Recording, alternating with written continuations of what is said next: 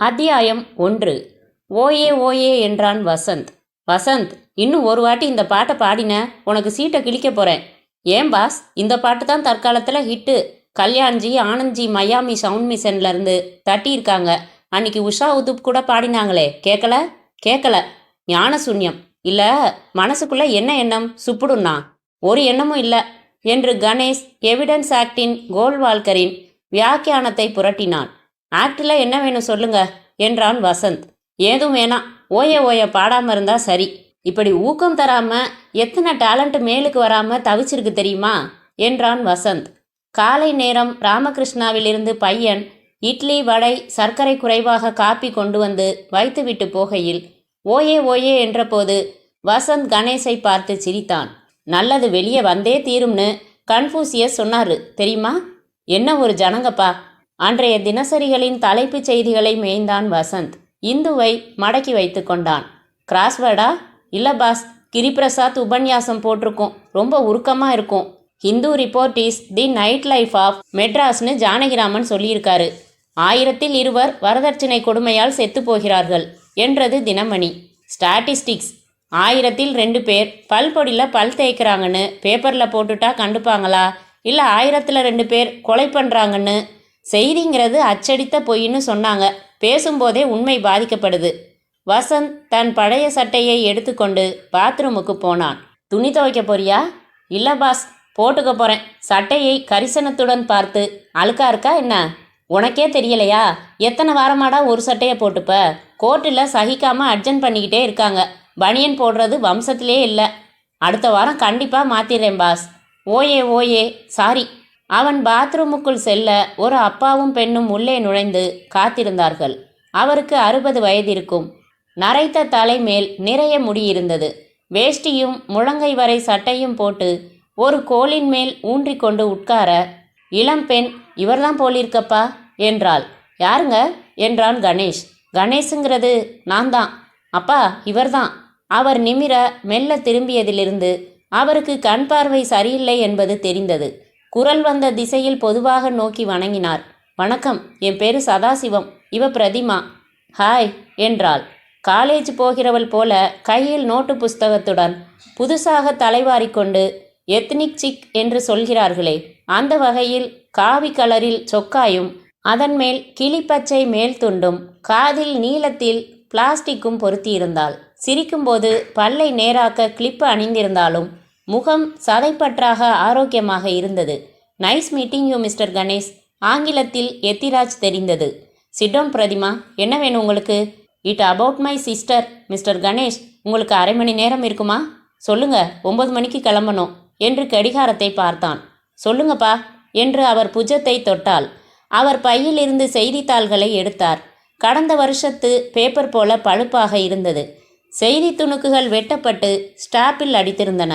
இளம்பெண் மரணம், கேஸ் வெடித்து இளம்பெண் மரணம், தீ விபத்தில் வீட்டு பெண்மணி பலி. அதில் தேர்ந்தெடுத்து அகமதாபாத்தில் காந்தி நகரில் ஐஸ்வர்யா ஃப்ளாட்டில் வாழ்ந்து வந்த திருமதி மகேந்திரன் 29 இன்று காலை சர்க்கார் ஆஸ்பத்திரியில் தீக்காயங்களுக்கு பலியானார். சமையல் அறையில் கேஸ் வெடித்ததில் நிகழ்ந்த தீ விபத்தில் மரணம் சம்பவித்திருக்கிறது. விபத்து நிகழ்ந்தபோது கணவன் திரு மகேந்திரன் IAS அலுவலகத்தில் இருந்தார். திரு மகேந்திரன் தமிழ்நாட்டைச் சேர்ந்தவர். குஜராத் மாநில அரசின் டெபுட்டி செக்ரட்டரியாக இருப்பவர். மிஸ்ஸஸ் மகேந்திரன்கிறது என் பொண்ணு, பேர் நாராயணி, இவளோட சிஸ்டர். சாரி, கேஸ் விஷயங்களில் கொஞ்சம் ஜாக்கிரதையாக இருக்கணும். இண்டேனில் நிறைய விளம்பரம் பண்ணுறாங்களே, அது விபத்து இல்லை கணேஷ் என்றாள் பிரதிமா. அப்போது வசந்த் ஓயே ஓயே என்று பாடிக்கொண்டு வெளியே வந்தான். இடுப்பில் ஒரு டர்க்கி டவல் மட்டும், மார்பில் மொசமொசவென்று மயிர் தடாகம், சொட்ட சொட்ட தலைமுடி. ஊப்ஸ் என்று மின்னலாக பாத்ரூமுக்குள் மறைந்தான். பாஸ், சொல்லக்கூடாதா? அவர்தான் வசந்தா? ஆமாம், உங்களை பார்த்தா கேஸ் போடலாம்னு என் ஃப்ரெண்டு சாரங்கபாணி சொன்னார் என்றார் பெரியவர். என்ன கேஸ்? IAS மாப்பிள்ள மேலே. யூ மீன் எங்கள் அக்காவை கொலை செஞ்சதுக்கு? அவர் சம்பவத்தின் போது ஆஃபீஸில் இருக்கிறதான்னா எல்லாம் பொய் கணேஷ். பெரியவர் அவன் பக்கம் திரும்ப அவர் கண்களில் கண்ணீர் வடிந்து கொண்டிருந்தது. கணேஷ், என் மகளை கொன்னுட்டாங்க கணேஷ். It's a கான்ஃபரன்சி. பெரிய சதி. யாருடைய சதிங்கிறீங்க? கவர்மெண்ட், போலீஸ் எல்லாரும் சேர்ந்து. Look at this letter. Ganesh அந்த கடிதத்தை படித்தான்.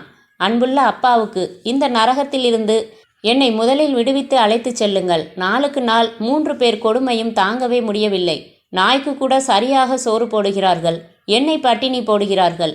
எனக்கு பைத்தியம் என்று டாக்டரிடம் அழைத்து போக திட்டமிட்டிருக்கிறார்கள். கணேஷ் நிமிர்ந்து இருவரையும் பார்த்தான். 3 பேருங்கிறது? கணவன், மாமனார், மாமியார். கணேஷ் பத்திரிகை செய்தியை மறுபடி புரட்டி பார்த்தான். இன்வெஸ்டிகேட் திருப்திகரமாக நிறைவேறி விபத்தால் ஏற்பட்ட மரணம்னு முடிச்சிருக்காங்க. இது எப்போ நடந்தது? போன வருஷம். எரிச்சாங்களா புதைச்சாங்களா? நாங்கள் போகிறதுக்குள்ளே எரிச்சாச்சு. கையில் ஒரு பையன், 3 வயசு. குரூயல் என்றான் கணேஷ். வசந்த் இதற்குள் சட்டை மாற்றிக்கொண்டு புதுசாக தலை சீவி வெளியே வந்து, ஹாய், அதிகாலையிலேயே தரிசனம் கொடுத்ததுக்கு 1000 மன்னிப்புகள். நீங்கள் தானே பிரதிமா? ஆமாம். அட, எப்படி என் பேர் தெரிஞ்சுது? ஒரு சித்தர் எனக்கு சித்தி சொல்லி கொடுத்துருக்காரு. இல்லைங்க, உங்கள் நோட்டை பார்த்துருக்கான், நீங்கள் பார்க்கல. பாஸ், ஊத்தாதீங்க. ஆமாம், என்ன விஷயமா வந்தீங்க? ஏதாவது லிட்டிகேஷனா, வீட்டு தகராறா, இல்லை ரோட்டில் போகிறப்போ? வசந்த் மேஜை மேல் வைத்திருந்த செய்தி குறிப்புகளை படித்தான். மிஸ்ஸஸ் மகேந்திரன்கிறது என் சிஸ்டர். சாரி, கேஸ் கம்பெனியை கொடாஞ்சு காம்பன்சேஷன் கேட்டுடலாமா? இல்லை வசந்த், அவங்க இது விபத்து இல்லைங்கிறாங்க. பின்ன என்னவா? மர்டர். This is interesting. யாரு, மகேந்திரனா பாஸ்? இது வரைக்கும் நாம் ஐஏஎஸ் ஆளுங்களோட மோதி இருக்கோமா? சட்டத்துக்கு இந்த பக்கத்தில் தான் அவங்கள சந்திச்சிருக்கோம். வசந்த், அந்த ஃபேமிலியில் 3 பேரும் ஜெயிலுக்கு போகணும். அனுப்பிட்டா போச்சு. வசந்த், இந்த லெட்டரை படிச்சு பாரு. வசந்த் படித்து விட்டு, அடடா, உங்கள் தலையை தடவி கொடுத்து ஆறுதல் சொல்லணும் போல வருது பிரதிமா. என்ன ஒரு கஷ்ட காலம். உயிரோட ஒரு அக்காவை பறி கொடுக்கறதுனா என்ன ஒரு அக்னி, என்ன ஒரு துக்கம், சோகம் என்று அவள் அருகில் செல்ல கணேஷ் முறைத்தான். பிரதிமா அழ ஆரம்பித்தாள். ஐயோ, அழாதீங்க ப்ளீஸ், அந்த ரூமுக்கு வாங்க, சமாதானம் ஆயிடும். பாஸ், நீங்கள் தாத்தா கூட பேசிக்கிட்டு இருங்க, நான் போய் பிரதிமாவுக்கு மூஞ்சி அலம்பிக்க பாத்ரூம் காட்டிட்டு வரேன். Sit down Vasanth. சார், உங்கள் பேர் சொல்லலையே. நடேசன். ஜமாய்ச்சிப்படலாம், பயப்படாதீங்க, கவலைப்படாதீங்க. அந்த ஆளை உள்ள தள்ளாட்டி இனி எனக்கு உறக்கம் இல்லை. என்ன ஜமாய்க்கலாம் சொல்லு வசந்த். என்ன boss? The case was closed. 1 வருஷமாச்சு கேஸ் க்ளோஸ் ஆகி. 10 வருஷம்னாலும் ஓப்பன் பண்ணலாம், சின்னதாக ரிட் போட்டுட்டு. என்னடா உளர்ற? இப்போ குஜராத் ஹைகோர்ட் இல்லையா? வேணாம் என்றாள் பிரதிமா. நீங்கள் அவங்கள முதல்ல சந்திச்சு சில விஷயங்களை விசாரிக்கணும், அது போதும். குஜராத் போலாமா ஒரு நட? வரீங்களா பிரதிமா? தேவையில்லை, அவங்க இங்கே இருக்காங்க என்றாள் பிரதிமா. அத்தியாயம் 2. மாருதியை ஒற்றை கையால் ஓட்டிக்கொண்டு வசந்த் ஓயே ஓயே பாடும் விருப்பத்தை கஷ்டப்பட்டு அடக்கி கொண்டு, சொல்லுங்க, பேசாம வந்தா எப்படி? மௌனமா இருந்தா உங்க அழகு பயங்கரமா ஜாஸ்தி ஆகிக்கிட்டு இருக்கு என்றான். பின் சீட்டில் வீட்டிலிருந்த பிரதிமா, நான் அவங்கள பார்க்க வரல, வீட்டை மட்டும் காண்பிக்கிறேன், ஐ ஹேட் தெம் என்றாள். சேச்சா, நீங்க வராட்டா எப்படி? உண்மையை எப்போதும் சந்திக்கவும்னு மகாத்மா காந்தி சொல்லியிருக்கிறாரு. இல்ல, கிருபானந்த வாரியாரா? வரல என்று பலமாக தலையை ஆட்டினாள். என்ன வரல? Meet your brother in law talked over. முதல்ல நீ ரோட்டை பார்த்து ஓட்டு. பாஸ், நான் ரோட்டை பார்த்து தான் ஓட்டுறேன். இல்லை, ரியர்வியூ மிரரை. சதாசிவம், கணேஷ், நீங்கள் முதல்ல பார்த்து பேசுங்க, அப்புறம் தேவைப்பட்டா நாங்கள் சந்திக்கிறோம் என்றார். என்ன பேசணுங்கிறீங்க? பிரதிமா சுருக்கமாக, கேஸ் போட போகிறோம்னு சொல்லிருங்க. கேஸ் எல்லாம் போட முடியாதுங்க, போலீஸ் கம்ப்ளைண்ட் கொடுக்கலாம். அதுக்கு எதுக்கு நேரில் சந்திக்கணும் என்றான் வசந்த். கணேஷ் தானே சொன்னாரு. 4 ஷோர் எஸ்டேட்டில் தனிப்பட்ட ஃப்ளாட் வகை வீடுகளின் முன் நிறுத்த A7 நாங்கள் கார்லேயே காத்திருக்கோம் என்றாள் பிரதிமா. வசந்த், கேசட் போடட்டுமா என்றான். வேணாம், பாட்டு கேட்குற மூடில் இல்லை. அந்த ஃப்ளாட்டை அணுகும்போது, பாஸ், எதுக்காக நாம் பார்க்க போகிறோம்? வசந்த், எல்லா கேஸ்லையும் 2 கட்சி இருக்குது. 2வது கட்சியையும் கேட்டுக்கிட்டு தான் இதை நாம் எடுக்கிறோமான்னு முடிவு பண்ணணும். பிரதிமாவோட கண்ணை பார்த்ததுமே முடிவு பண்ணிட்டேன் பாஸ். கேஸ் என்னன்னு முழுசா தெரியாமல் தெரிய வேண்டியதில்லை பாஸ். எப்போதும் நம்ம கட்சிக்காரன் தான் நியாயம். American approach. கதவை ஒரு 10 வயது சிறுமி வேலைக்காரி போல் திறந்தாள். யார் வேணும்? மகேந்திரன்கிறது. யாருப்பா என்று ஒரு பெரியவர் வந்தார். மிஸ்டர் மகேந்திரனை பார்க்கணும். குளிக்கிறாரு, உள்ளே வாங்க, உட்காருங்க. கணேஷும் வசந்தும் உள்ளே வர ஃப்ளாட்டில் புதிதாக குடி வந்திருப்பதின் தற்காலிகம் தெரிந்தது. பார்சல்கள் பிரிக்காமல் இருக்க டிவி பெட்டிக்கு ஆண்டனா கூடத்தில் படுத்திருந்தது. ஒரு நாய் வந்து வாலாட்டி விசாரித்துவிட்டு யாரோ லூசி என்று அதட்ட உள்ளே மனம் மாறி போனது. டாபர்மேன் என்றார் பெரியவர். என்ன சாப்பிட்றீங்க? காஃபி? இன்னும் செட்டில் ஆகலை. பல பார்சல் பிரிக்கலை. போன வாரம்தான் அகமதாபாத்திலேருந்து மாற்றி வந்திருக்கோம். டிரான்சிட் கேம்ப் மாதிரி. இவன் போஸ்டிங் கூட இன்னும் கிளியர் ஆகலை. டெல்லியிலேருந்து செக்யூரிட்டி கிளியரன்ஸ் வேணுமா? லட்சுமிகரமாய் ஒரு பாட்டி வந்து எட்டி பார்த்துவிட்டு சென்றாள். கொஞ்ச நேரம் முழங்காலை இடுக்கி கொண்டு இருவரும் வீட்டிருக்க அந்த பெண் காப்பி கொண்டு வந்து வைத்தாள். 3 வயசு பையனை தாத்தா உள்ளே இருந்து எடுத்து வந்து, பாரு, மாமாக்கு குட் மார்னிங் சொல்லு என்றார். Good morning, my name is M Vinod என்ற அந்த குழந்தை ஒப்பித்தது. ரொம்ப சூட்டிகை. He is missing his mother. யாருப்பா என்று உள்ளே வந்த மகேந்திரன் பனியனுக்கு மேல் டர்கிஷ் டவல் போர்த்தி கொண்டு முகத்தை துடைத்து கொண்டு அவர்களை அணுகினான். கணேஷ் எழுந்து, mister Mahendran, I am Ganesh, this is Vasanth. எங்களை உங்களுக்கு தெரியும், லாயர்ஸ். ஆமாம். அப்பாவை பார்க்க வந்தேலா? அப்பாவின் மூக்கு தப்பாமல் இருந்தது. இல்லை, உங்களைத்தான். என்ன விஷயமா? கணேஷ் அவர் மார்பை பார்க்க, sorry, I will wear something decent and come. உள்ளே சென்றதும், பாஸ், இடத்த பார்த்தா ஜனங்களை பார்த்தா அப்படி ஒன்றும் கொடுமைக்காரங்களா தெரியலையே. அலமாரியில் ஃபோட்டோ அருகே பூ வைத்திருந்தது. சாயலில் பிரதிமா படம் வச்சு வெள்ளிக்கிழமை பூ போடுறாங்க. மெலிதான நீல நிறத்தில் சட்டை அணிந்து புன்னகையுடன் உள்ளே வந்த மகேந்திரனுக்கு 33 வயது இருக்கலாம். மீசையும் புருவங்களின் சங்கமமும் இன்னமும் இளைய தோற்றத்தை தந்தது. நாய் அவரை அணுகி காலடியில் வாலாட்டி கொண்டிருக்க எதிரே உட்கார்ந்து கலங்கமற்ற தயக்கமற்ற கண்களுடன் இருவரையும் நேராக பார்த்தார். சொல்லுங்க, என் மாமனார் அனுப்பிச்சாரா? ஆமாம். என்னவா? வசந்த் தயங்க, கணேஷ், அவங்க சந்தேகப்படுறாங்க இல்லையா என்றார். ஆமாம், நான், அப்பா, அம்மா 3 பேர் சேர்ந்து சதி பண்ணி, இந்த நாயும் உண்டா 4 பேர் சதி பண்ணி நாராயணியை கொன்னுட்டோமாமா. கணேஷ் பேச்சற்று இருக்க, அப்பா, அம்மா, நீங்கள் வாங்க. கணேஷ் இந்த நேரடியான வார்த்தைகளை எதிர்பார்க்கவில்லை. மகேந்திரனின் தந்தையும் தாயும் உள்ளே நுழைய, என்னப்பா, எதுக்கு கூப்பிட்ட? கொஞ்சம் இவங்க முன்னால் நில்லுங்கப்பா. அம்மா, நீயும் தான். கணேஷ், நீங்கள் ரொம்ப புத்திசாலின்னு கேள்விப்பட்டிருக்கேன். உங்கள் கெரியரில் எவ்வளவோ பேரை சந்திச்சிருப்பீங்க. விதவிதமான கிரிமினல் மைண்ட்ஸை பார்த்துருப்பீங்க. சொல்லுங்கள், எங்கள் 3 பேரையும் பாருங்கள். எங்களை பார்த்தா பொண்ணை சதி பண்ணி தீர்மானித்து கொலை பண்ணுறவங்க போலவா இருக்கு? கணேஷ் பிரமித்து போய் மூவரையும் பார்த்தான். அப்பாவின் முகத்தில் பச்சாதாபமும் பயமும் இருக்க, அம்மா கண்களில் நீர் வடிய, செல்லமாக என் பொண்ணு மாதிரி வளர்த்தேன். வெள்ளிக்கிழமையும் அதுவுமா குளிச்சிருமான்னு சொன்னேன். ஹீட்டர் சரியா இல்லை, கேஸில் வெந்நீர் போட்டுக்கிறேன்னா இந்த வினோத். அம்மா, சும்மா இருக்கியா? பாருங்க கணேஷ், எதுக்காக நாங்கள் அவளை கொல்லணும்? No rhyme or reason. எதுக்காக? என்ன லாபம்? எதுக்காகன்னு சொன்னாரா? They are buckings. அந்த பொண்ணு ஃபோன் பண்ணுது, எங்கள் அக்காவை கொன்னுட்டேன்னு எஸ்டிடியில் சொல்லுது. எதுக்காக நான் என் பொண்டாட்டியை கொல்லணும்? என்ன அப்படி? சொத்தா? எதுக்காக சந்தோஷமாக இருந்த வாழ்க்கையை நான் சேதப்படுத்தணும், பின்னப்படுத்தணும்? ஏதாவது காரணம் இருக்கணும் இல்லையா? Look mister Ganesh, she was extremely happy with us. Ganesh சில லெட்டர்ஸ் காண்பிச்சார் சதாசிவம். என்ன லெட்டர்ஸ்? உங்கள் மனைவி அவருக்கு எழுதியது. என்னன்னு? 3 பேரும் கொடுமைப்படுத்துறதா? அவர் ஆச்சரியப்பட்டு, no, it can't be, it is just not possible. இப்போது மகேந்திரன் கணேஷின் பார்வையை தவிர்த்தார். அம்மா, அந்த எம்ப்ராய்டரியை கொண்டு காமி. நாணி போட்டாலே அலமாரியில் இருக்கு. அப்பா அதை எடுத்துக்கொண்டு வந்து காண்பித்தார். அப்பா, அம்மா, மகே, வின்னு, நாணி என்று ஒரு பூவில் 6 இதழ்களில் எழுதியிருந்தது. அப்பான்னு தான் கூப்பிடுவா என்ன? What the meaning of this Ganesh? Frankly I am confused என்றான் கணேஷ். ஓல்டு மேன் சொல்கிறதையெல்லாம் அப்படியே நம்பாதீங்க. டிஸ்பாசனேட்டாக பாருங்க. It was an accident. I will give you all the reports. வேணா கேஸ் அடுப்பு வேணாம்னு அடிச்சுக்கிட்டேன். மகேந்திரன், நீங்கள் என்ன ஆக்ஷன் வேணும்னாலும் எடுக்கலாம். This is a free country. அந்த முட்டாள் பெண்கிட்ட சொல்லுங்க, கண்டபடி ஃபோன் பண்ண வேணாம்னு, காலை ட்ரேஸ் பண்ண முடியும்னு. இந்த ஃபைலில் எல்லாம் தேதி வாரியாக இருக்குது. படித்து பார்த்துட்டு. படிக்க வேணாம் சார், சில கேள்விகளுக்கு பதில் கிடைச்சா போதும். சாரி, எக்ஸ்கியூஸ் மீ, எஸ்ஏ வரார் இன்னைக்கு, அதனால ஞாயிற்றுக்கிழமை வாங்க. சாவகாசமாக நடந்தது என்னன்னு சொல்கிறேன். சரி, அப்போ வரட்டுமா? காப்பி சாப்பிடலையே. கணேஷும் வசந்தும் மௌனமாக காப்பி சாப்பிட மகேந்திரனின் அப்பாவை சிறுவன் வினோ கேட்டுக்கொண்டிருந்தான். தாத்தா, அம்மா உம்மாச்சியை பார்க்க போயிருக்காதானே? ஆமாண்டா கண்ணா, இப்போ வந்துருவா. அவன் வாயில் விரல் செருகி கொள்ள வேலைக்கார பெண் அவனை வாங்கி கொள்ள மகேந்திரன் அம்மா மூக்கு சிவந்து, என் செல்லமே, கொஞ்சம் ஜாக்கிரதையா இருந்திருக்க கூடாதா? இந்த குடும்பத்தை எப்படி சமாளிக்க போறேன்? மலைப்பா இருக்கே. கணேஷ் தன் கூலிங் கிளாஸை மேஜையில் விட்டுவிட்டு புறப்பட்டான். அத்தியாயம் 3. வசந்த் கார் கதவை திறந்து காத்திருந்தான். கணேஷ் வெளியே நின்று கொண்டு கை கடிகாரத்தை பார்த்தான். பாஸ், ராகு காலம் பார்க்குறீங்களா? இல்லை வசந்த், கூலிங் கிளாஸை விட்டுட்டு வந்திருக்கேன். போய் எடுத்துட்டு வரவா? அதுக்கு முந்தி நம்மளை பற்றி என்ன பேசிக்கிறாங்கன்னு ஒட்டு கேட்கணும், அவ்வளவுதானே. ரத்தத்தில் பிறந்ததாச்சே.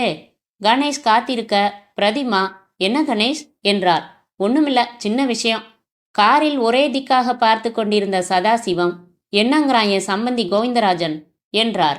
எல்லாமே விபத்துன்னு தான் சொல்றாரு. அப்ப லெட்டர் எல்லாம் என்னவா என்றாள் பிரதிமா. வசந்த் திரும்பி வந்தான். என்னடா? கூலிங் கிளாஸை பார்த்துட்டு சாரே கொடுக்க வந்திருக்காரு.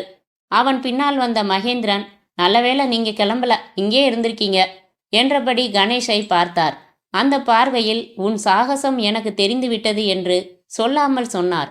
ஹலோ பிரதிமா என்று தன் மச்சினியை பார்த்து புன்னகைத்தார். பிரதிமா பேசவே இல்லை. முகத்தை கடுப்பாக வைத்துக்கொண்டு, கணேஷ் போலாமா என்றாள். நீங்க எல்லாரும் என் மேல சந்தேகப்படுறீங்கன்னு நினைக்கிறேன். மாமா நீங்க கூட வா. உன்னோட பேச விரும்பல மகேந்திரா, என் பொண்ணை கொன்னவன் நீ என்றார் சதாசிவம் உதடுகள் துடிக்க. கமான் கணேஷ், நீங்க நாராயணியை பத்தி முழுக்க தெரிஞ்சுக்கிட்டு சந்தேகப்படுங்க. என்ன தெரிஞ்சுக்கணும்? சாரே ஒரு லிஸ்ட் கொடுத்துட்டாரு. அவ சந்தோஷமா தான் இருந்தா, விபத்துல செத்து போனா. It was just an accident, nothing more. Pratima please believe me. Sir Sadasivam, நீங்க இதை பெருசு பண்றதுக்கு என்ன காரணம்னு எனக்கு வியப்பா இருக்கு. கணேஷ் தீர்மானித்து, மிஸ்டர் மகேந்திரன், நாம வார்த்தைகள்ல விளையாட வேணாம். இவங்க கிட்ட இருக்கிற உங்க மனைவி எழுதின கடிதங்களை படிச்சா எவருக்கும் சந்தேகம் வரும். அதுல உங்களை பத்தியோ உங்க பெற்றோரை பத்தியோ அப்படி ஏதும் ஸ்லாக்கியமா எழுதல. இன்ஃபேக்ட் அதை ஏதாவது பெண் போலீஸ் ஆபீசர் கிட்ட காட்டினா சாப்பிட்ட கை கழுவாம அரெஸ்ட் வாரண்டோட வருவாங்க. என்ன எழுதியிருந்தா என்றார் கவலை நிறைந்த முகத்துடன். 3 பேர் சேர்ந்து அவளை ரொம்ப இல்ட்ரீட் பண்றதாகவும் அவளுக்கு சித்தப்பிரமைன்னு சொல்லி ஆஸ்பத்திரியில அட்மிட் பண்ண முயற்சிக்கிறதாகவும். அதான் சொன்னேனே, சார் 2வது கல்யாணம் பண்ணிக்க போறாப்ல என்றான் வசந்த் திடீரென்று. அது வசந்த், ஹாலில் இன்விடேஷன் பார்த்தேனே, ப்ரெஸ்ல இருந்து வந்து கத்தையா காத்திருக்கு. அப்படியா என்றான் கணேஷ் ஆச்சரியத்துடன். மிஸ்டர் மகேந்திரன், இதையெல்லாம் ஒன்னோட ஒன்று கூட்டி பார்த்தா 12 வருது. மகேந்திரன் மெல்ல அவனை அணுகி, வசந்த், ஒரு ஆசாமி பொண்டாட்டி இறந்து போனவுடன் 2ஆம் கல்யாணம் பண்ணிக்கிறது பெரிய குற்றமா? பொண்டாட்டி நார்மலா செத்திருந்தா குற்றமே இல்லை என்றாள் பிரதிமா. அப்நார்மலா செத்திருந்தா கூட குற்றம் இல்லை என்றான் கணேஷ். It's your life. எப்படி அவ அந்த கடிதம் எழுதியிருக்க முடியும்? அதனோட காப்பி தரீங்களா? எதுக்கு? அதை நான் பார்க்கணும். எங்களுக்கு தெரியாம ஏதோ கற்பனை உலகில் அவ இருந்திருக்கா. அவங்க சிஸ்டரை கேட்டா அப்படி ஒன்றும் கற்பனை உலகம் இல்லைங்கிறாங்க. ரொம்ப கடுப்புல இருக்காங்க. என்ன பிரதிமா? பிரதிமா, உன்னை நான் தனியாக சந்திக்க விரும்புகிறேன். நான் விரும்பல. மகேந்திரன் அடிபட்ட பார்வையுடன், ப்ளீஸ், உங்களுக்கு எப்படி புரிய வைக்கிறது? முயற்சி பண்ண வேணாம். போகலாமா கணேஷ்? கணேஷ் காரில் உட்கார்ந்து கொள்ள வசந்த், மறுபடி சந்திக்கலாம் என்று புறப்பட்டான். மகேந்திரன் கிளம்பின காருடன் கூட நடந்து வந்து, வசந்த், நீங்க என்ன நம்ப வேணாம். எங்க பேரண்ட்ஸை நம்புறீங்களா? வயசானவங்க பொய் சொல்லுவாங்களா? அவங்களோட ஒரு நாள் சாவகாசமா பேசி பாருங்க, நடந்ததெல்லாம் சொல்லுவாங்க. 3 பேரும் சேர்ந்துக்கிட்டு தானடா அவளை கொன்னீங்க என்றார் சதாசிவம். அவர் கைகள் இன்னும் நடுங்கி கொண்டிருந்தன. கணேஷ், சரி சார், வர வெள்ளிக்கிழமை மறுபடி வரோம். காரில் திரும்பி செல்லும்போது, கணேஷ், இந்த ஆளை பற்றி என்ன நினைக்கிறீங்க என்றாள் பிரதிமா. எதுவும் நினைக்க முடியல. அப்பா அம்மாவை எல்லாம் பார்த்தா சதி பண்ணி எதுவும் செஞ்சிருப்பாங்கன்னு தோணலை. உங்களுக்கு கோவிந்தராஜனை தெரியாது. கடிதம்? நீங்கள் 2 பேரும் சாயங்காலம் வந்துருங்க. அதுக்குள்ளே மகேந்திரனை பற்றி கொஞ்சம் தகவல் சேகரிக்க முடியுமா பாரு Vasanth. Pratima, we are still confused. மாலைக்குள் வசந்த் நிறைய தகவல்கள் சேகரித்தே விட்டான். கையில் சின்னதாக ஒரு ரெமி மார்டின் குண்டு டம்ளரில் கலக்கி கொண்டு குறிப்பு புத்தகத்திலிருந்து வாசித்தளித்தான். மகேந்திரன் குஜராத் கேடர், அகமதாபாத்தில் ஒரு ஸ்டேட் அண்டர்டேக்கிங்கில் மேனேஜிங் டைரக்டராக இருந்தவர். நிறைய பணப்புழக்கம் உள்ள போஸ்ட். அதில் ரொம்ப நேர்மையாக இருந்தவர்னு பேர் வாங்கியிருக்காரு. அப்பழுக்கற்ற குணாதிசயங்கள், கெட்ட பழக்கங்கள் ஏதும் கிடையாது. எதுக்கு சென்னைக்கு வந்திருக்காரு? அது கொஞ்சம் ரகசியமாக இருக்குது பாஸ். நந்தம்பாக்கத்தில் முகம் இல்லாத ஒரு சென்ட்ரல் கவர்மெண்ட் கட்டிடத்தில் என்னவோ ஸ்ட்ராட்டஜி இன்ஸ்டிடியூட்டுங்கிறாங்க. அதில் புதுசாக போஸ்டிங் ஆகியிருக்காருன்னு தோணுது. 2ஆம் கல்யாணம் பண்ணிக்க போகிறது யார? ஆஃபீஸில் அவரோட அசிஸ்டண்ட் ஒருத்திய, பேர் ரஞ்சனி சர்மாவாம். வடக்கத்திக்காரி. இப்போ ஷர்மான்னு பல பேர் வச்சுக்கிறாங்க. அந்த பொண்ணை நாம் சந்திக்க முடியுமா? அதுக்கு முன்னாடி அந்த வீட்டு வேலைக்கார பொண்ணு இருக்குது பாருங்க, அதை கொஞ்சம் சாக்லேட் வாசனை காட்டி அழைச்சிட்டு வந்திருக்கேன். சசிகலா, இங்கே வா. வசந்தின் அசாதாரண ஏற்பாடுகளை வியக்கும் முன் வேலைக்கார பெண் உள்ளே வந்து, எதுக்காக வர சொன்னீங்களா? ஐயா தான் வர சொன்னாரு, காசு கொடுக்குறேன்னு நாங்கள். சொல்லு, சசிகலாவா நீ? பேர் நல்லாவே இருக்கு. என்ன வயசு உனக்கு? 8ங்க. பள்ளிக்கூடம் போறியா? வளர்த்திய பார்த்தா 8 வயசா தெரியலையே, வயசுக்கு வந்துட்டியா? எனக்கு 8 வரைக்கும் தான் தெரியும். ரிப்பனை கடிக்காத, சீ. வந்து ஐயா வீட்டில் எத்தனை நாளாக வேலை செஞ்சுக்கிட்டு வர? வின்னி பிறந்ததுல இருந்துங்க, செங்கல்பட்டுல இருந்து கூட்டியாந்தாங்க, அங்கே போயிருந்தேன். ஆதாபாத். அகமதாபாத்? ஆமாங்க. அந்த அம்மா நாராயணியை பற்றி தெரியுமா? தெரியுங்க. அவங்க தாங்க எனக்கு மாலையெல்லாம் வாங்கி கொடுத்தாங்க. ஏன் இறந்து போனாங்க? அந்த பெண் கண்களை உருட்டி யோசித்து, கேஸ் வெடிச்சிருச்சு என்றது. அப்போ நீ இருந்தியா? இல்லைங்க, மார்க்கெட் போயிருந்தேன். யார் போக சொன்னாங்க? தாத்தா தாங்க. கிழவரா? சர்தாம் பாஸ். அவர்தான். சசிகலா மார்க்கெட்டு போய் லிஸ்ட்டில் உள்ளதெல்லாம் வாங்கிட்டு வந்துருன்னாங்க. வரத்துக்குள்ளே அம்மா செத்துட்டாங்க. டபார்னு வெடி சத்தம் மாதிரி கேட்டுதான். பக்கத்து வீட்டு தாப்பா சொன்னான். அந்த அம்மாவும் ஐயாவும் சண்டை போட்டுப்பாங்களா? போட்டுப்பாங்க. குழாவவும் குழாவுவாங்க. பாட்டி எப்படி? பாட்டி நல்லவங்க தான். சிலப்பதான். மாமியாரும் மருமகளும் புகஞ்சுப்பாங்களா? வாக்குவாதம் பண்ணிப்பாங்க. மகேன் ஐயா இவங்களுக்கு சமாதானம் பண்ணுவார். தாத்தா வந்து பெரியம்மாவுக்கு சமாதானம் பண்ணுவாங்க. நகை பற்றி பேச்சு வருமா? வருங்க. அம்மா உங்ககிட்ட ஏதாவது சொல்லி எழுதியிருக்காங்களா? இல்லைங்க, தபால் எழுதி அவங்களுக்கு தெரியாமல் போட்டுட்டு வர சொல்லுவாங்க. அப்போது வாசலில் ஆட்டோ ரிக்ஷா வந்து நிற்க, அதிலிருந்து இறங்கியவரை பார்த்து அந்த பெண் பேதலித்து போய், ஐயோ தாத்தாங்க, இவரையும் கூப்பிட்ருக்கீங்களா? இல்லையே என்றான் வசந்த். இலவசமாக வந்திருக்காரு. உள்ளே வந்த கோவிந்தராஜன், சரி இங்கே என்ன பண்ணுற நீ?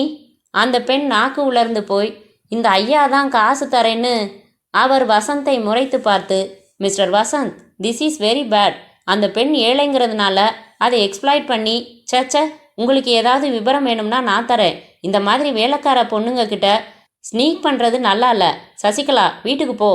ஐயா ஐயா என்னை மன்னிச்சிருங்க, அம்மா கிட்ட சொல்லாதீங்க, வீறி போடுவாங்க. நீ வீட்டுக்கு போ முதல்ல. அவள் செல்ல வசந்த், பொண்ணு இந்த பக்கம் போயிட்டு இருந்தது, சும்மா பொய் சொல்லாதீங்க என்றவர் நாற்காலியில் உட்கார்ந்தார். நான் வந்த விஷயம் வேற. நாராயணி எழுதின இந்த கடிதங்களை பாருங்க என்று மேஜை மேல் சில கடிதங்களை வீசினார். வசந்த் அதில் ஒன்றை எடுத்து படிக்கத் தொடங்கினான். Darling frame. சரிதான் பாஸ், கதை கரு வலிக்கிறது.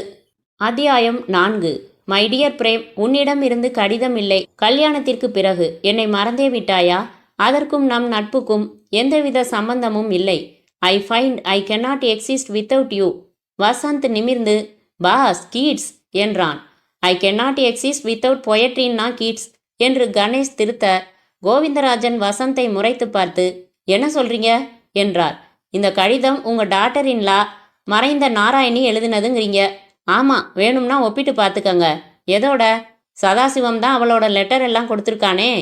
கணேஷ் கடிதத்தை பார்த்து, இந்த கடிதத்தை எங்ககிட்ட காட்டி என்ன தெரிவிக்க விரும்புறீங்க? இதற்கும் நாராயணியோட மரணத்துக்கும் ஏதாவது சம்பந்தம் இருக்குங்கிறீங்களா? இல்லை, உண்மையை மேம்போக்கா பார்க்காதீங்க. துப்புரவா விசாரிச்சா என்னவோ பாம்புங்கள்லாம் வெளியே வரலாம். பிரேம்ங்கிறது யாரு? எனக்கு தெரியாது, கவலையும் இல்லை. இறந்து போனவங்க அந்தரங்கத்தை குடையிறது அநாகரிகமான செயல். மெய்தான். கணேஷ், மிஸ்டர் கோவிந்தராஜன், நாங்கள் அனாவசியமாக ஒருத்தர் மேலே பழி போட மாட்டோம். கவலைப்படாமல் போங்க. ஷி வாஸ் வைல்டு என்றார். யாரு? நாராயணி. என் மகனுக்கு ரொம்ப தொந்தரவு கொடுத்தா. கண்ட நேரத்தில் கண்ட இடங்களுக்கு போவா. காந்தி நகரில் டிஸ்கோவோ என்னவோ சொல்கிறாங்களே, அங்கே ராத்திரி 12 வரைக்கும். காந்தி நகரில் எங்கே டிஸ்கோ இருக்குது சார்? ரீல் விடுறீங்களே. வசந்த், அவர் சொல்கிறது அகமதாபாத் காந்தி நகர். ஆமாம், திடீர்னு ஆசிரமத்துக்கு போவா. திடீர்னு ஜே கிருஷ்ணமூர்த்தி, திடீர்னு ஸ்காட்ச் பாட்டில் வச்சுப்பா. அப்பா, அவ கூட நாங்கள் பட்ட பாடு. அப்படின்னா தற்கொலை சாத்தியமும் இருக்குல்ல. அவங்களே பற்ற வச்சிருக்கலாம், கேஸ் அடுப்பை திறந்துட்டு இருக்கலாம். பிரேம்ங்கிறது யாரு? உங்களுக்கு தெரியாது? தெரியாது. ரஞ்சனி சர்மா. அவர் திடுக்கிட்டு, கேள்விப்பட்ட பேரா இருக்கு என்றார். உங்கள் மகனோட ஆஃபீஸில் அசிஸ்டண்ட். அவளைத்தான் அவர் கல்யாணம் செய்துக்க போகிறதா ஒரு கிசு. பொய் இருக்கலாம். அப்போ கிளம்புறீங்களா என்று சொல்லாமல் சொன்னான். போகிறதுக்கு முன்னாடி கண்ணாடி அறையில் கல்லெறிகிறதுக்கு உண்டான ஜாக்கிரதை வேணும் உங்களுக்கு, அவ்வளவுதான் சொல்ல வந்தேன். நல்ல உதாரணம். ராத்திரி பூரா சிந்தனையில் என்ன ஆழ்த்த போகுது. வாங்க. அவர் போனதும் Ganesh, what you make of it? எதையோ மறைக்க விரும்புகிறாங்க. எதை? பாஸ், தாத்தாவையும் பாட்டியையும் பார்த்தா முதல் இம்ப்ரெஷன் நாட் கில்ட்டி. இந்த கடிதத்தையும் சதாசிவம் காட்டின கடிதத்தையும் ஒப்பிட்டு பார்த்துட்டா போகுது. அந்த கடிதங்கள் இருக்குதா? இல்லை பாஸ், ஒரு நடை எத்திராஜ் போயிட்டு வாங்கிட்டு வந்துடுறேன். சரி வா போகலாம். ஐயய்ய, நீங்கள் எதுக்கு? உங்களுக்கு ரொம்ப ஜோலி இருக்குது. அந்த ஜோலிகளில் ஒன்று வசந்த் காலேஜ் வாசல்களில் மிஸ்பிஹேவ் பண்ணாமல் பார்த்துக்கிறதும் தான். ரொம்ப கடிப்பீங்க பாஸ். என்னை பார்த்தா யாராவது பொம்பளை பொறுக்கின்னு சொல்லுவாங்களா? சொல்ல மாட்டாங்க. அதான் டேஞ்சர். என்னவோ நுங்கம்பாக்கம் ஏரியாவே கா பா சே மாதிரி.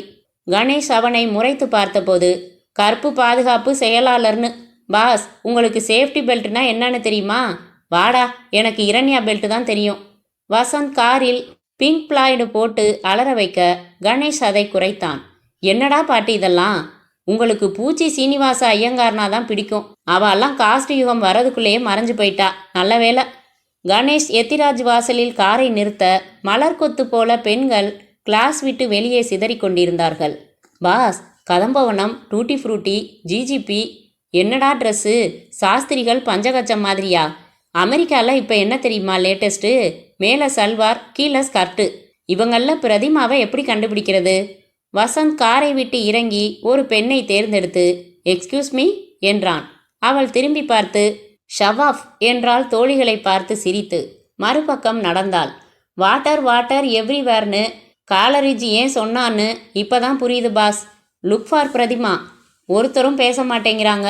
பார்த்த உடனே ஒரு மாதிரி ஆயிடுறாங்க. காதல்னாலே பேச்சே நின்று போயிடுது. கிளியாகவும் இருக்கும். கண்ணாலேயே உரிச்சிருவிய நீ? இல்லை பாஸ், கண்ணுக்குட்டி மாதிரி பார்த்துக்கிட்டு தான் கேட்குறேன். கணேஷ் இறங்கி miss looking for one Prathima. அந்த பெண் புன்னகைத்து எந்த கோர்ஸ் என்றாள்.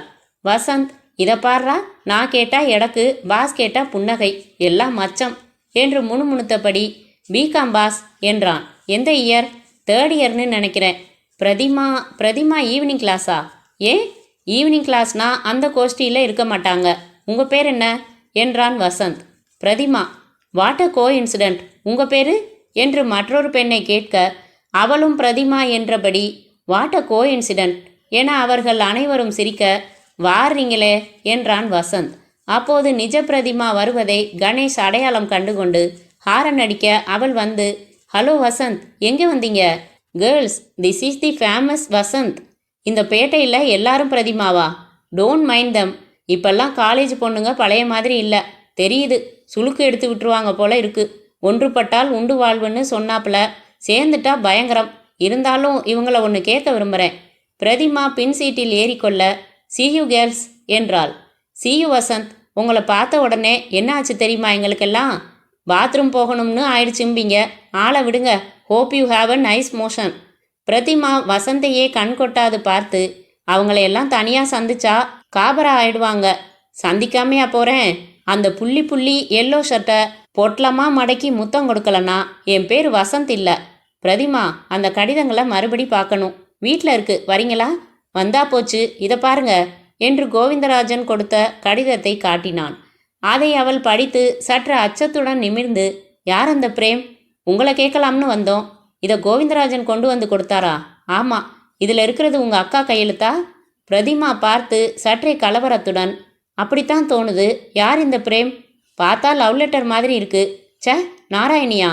கணேஷ் அவளை பார்த்து கொண்டிருந்தவன் காரை கிளப்பி பெண்களின் ஊடே ஹாரன் அடித்தான். ஹாய் வசந்த் என்ற அந்த மஞ்சள் உடைக்காரி கையை அசைத்தாள். Hi Cleopatra. சரியான சிகாடி. இதை பார்த்தா ஒரு லவ் லெட்டர் மாதிரி தான் இருக்குது. பிரதிமா, உங்கள் சிஸ்டரை உங்களுக்கு முழுக்க தெரியுமா? ஏன், கல்யாணம் ஆனப்புறம் அவங்க வீட்டில் நடந்த சம்பவங்கள் அனைத்துமே உங்களுக்கு எழுதியிருக்காங்களா? வசந்த், கவனிக்கிறியா? சரியான சாலு மால்பாஸ். ஆகஸ்ட் 15. என்ன சொல்ல வந்தீங்க? சொல்லுங்க பிரதிமா, உங்கள் சிஸ்டரை எவ்வளவு தூரம் உத்தரவாதமாக கணவருக்கு ஃபெய்த்ஃபுல்லாக இருந்தாங்கன்னு சொல்ல முடியுமா? பிரதிமா பதில் சொல்லவில்லை. இந்த கடிதம், இது எனக்கு விந்தையாத்தான் இருக்கு. கேஸ் போடவோ ரிட்டு போடவோ எங்களுக்கு தயக்கம் இல்லை.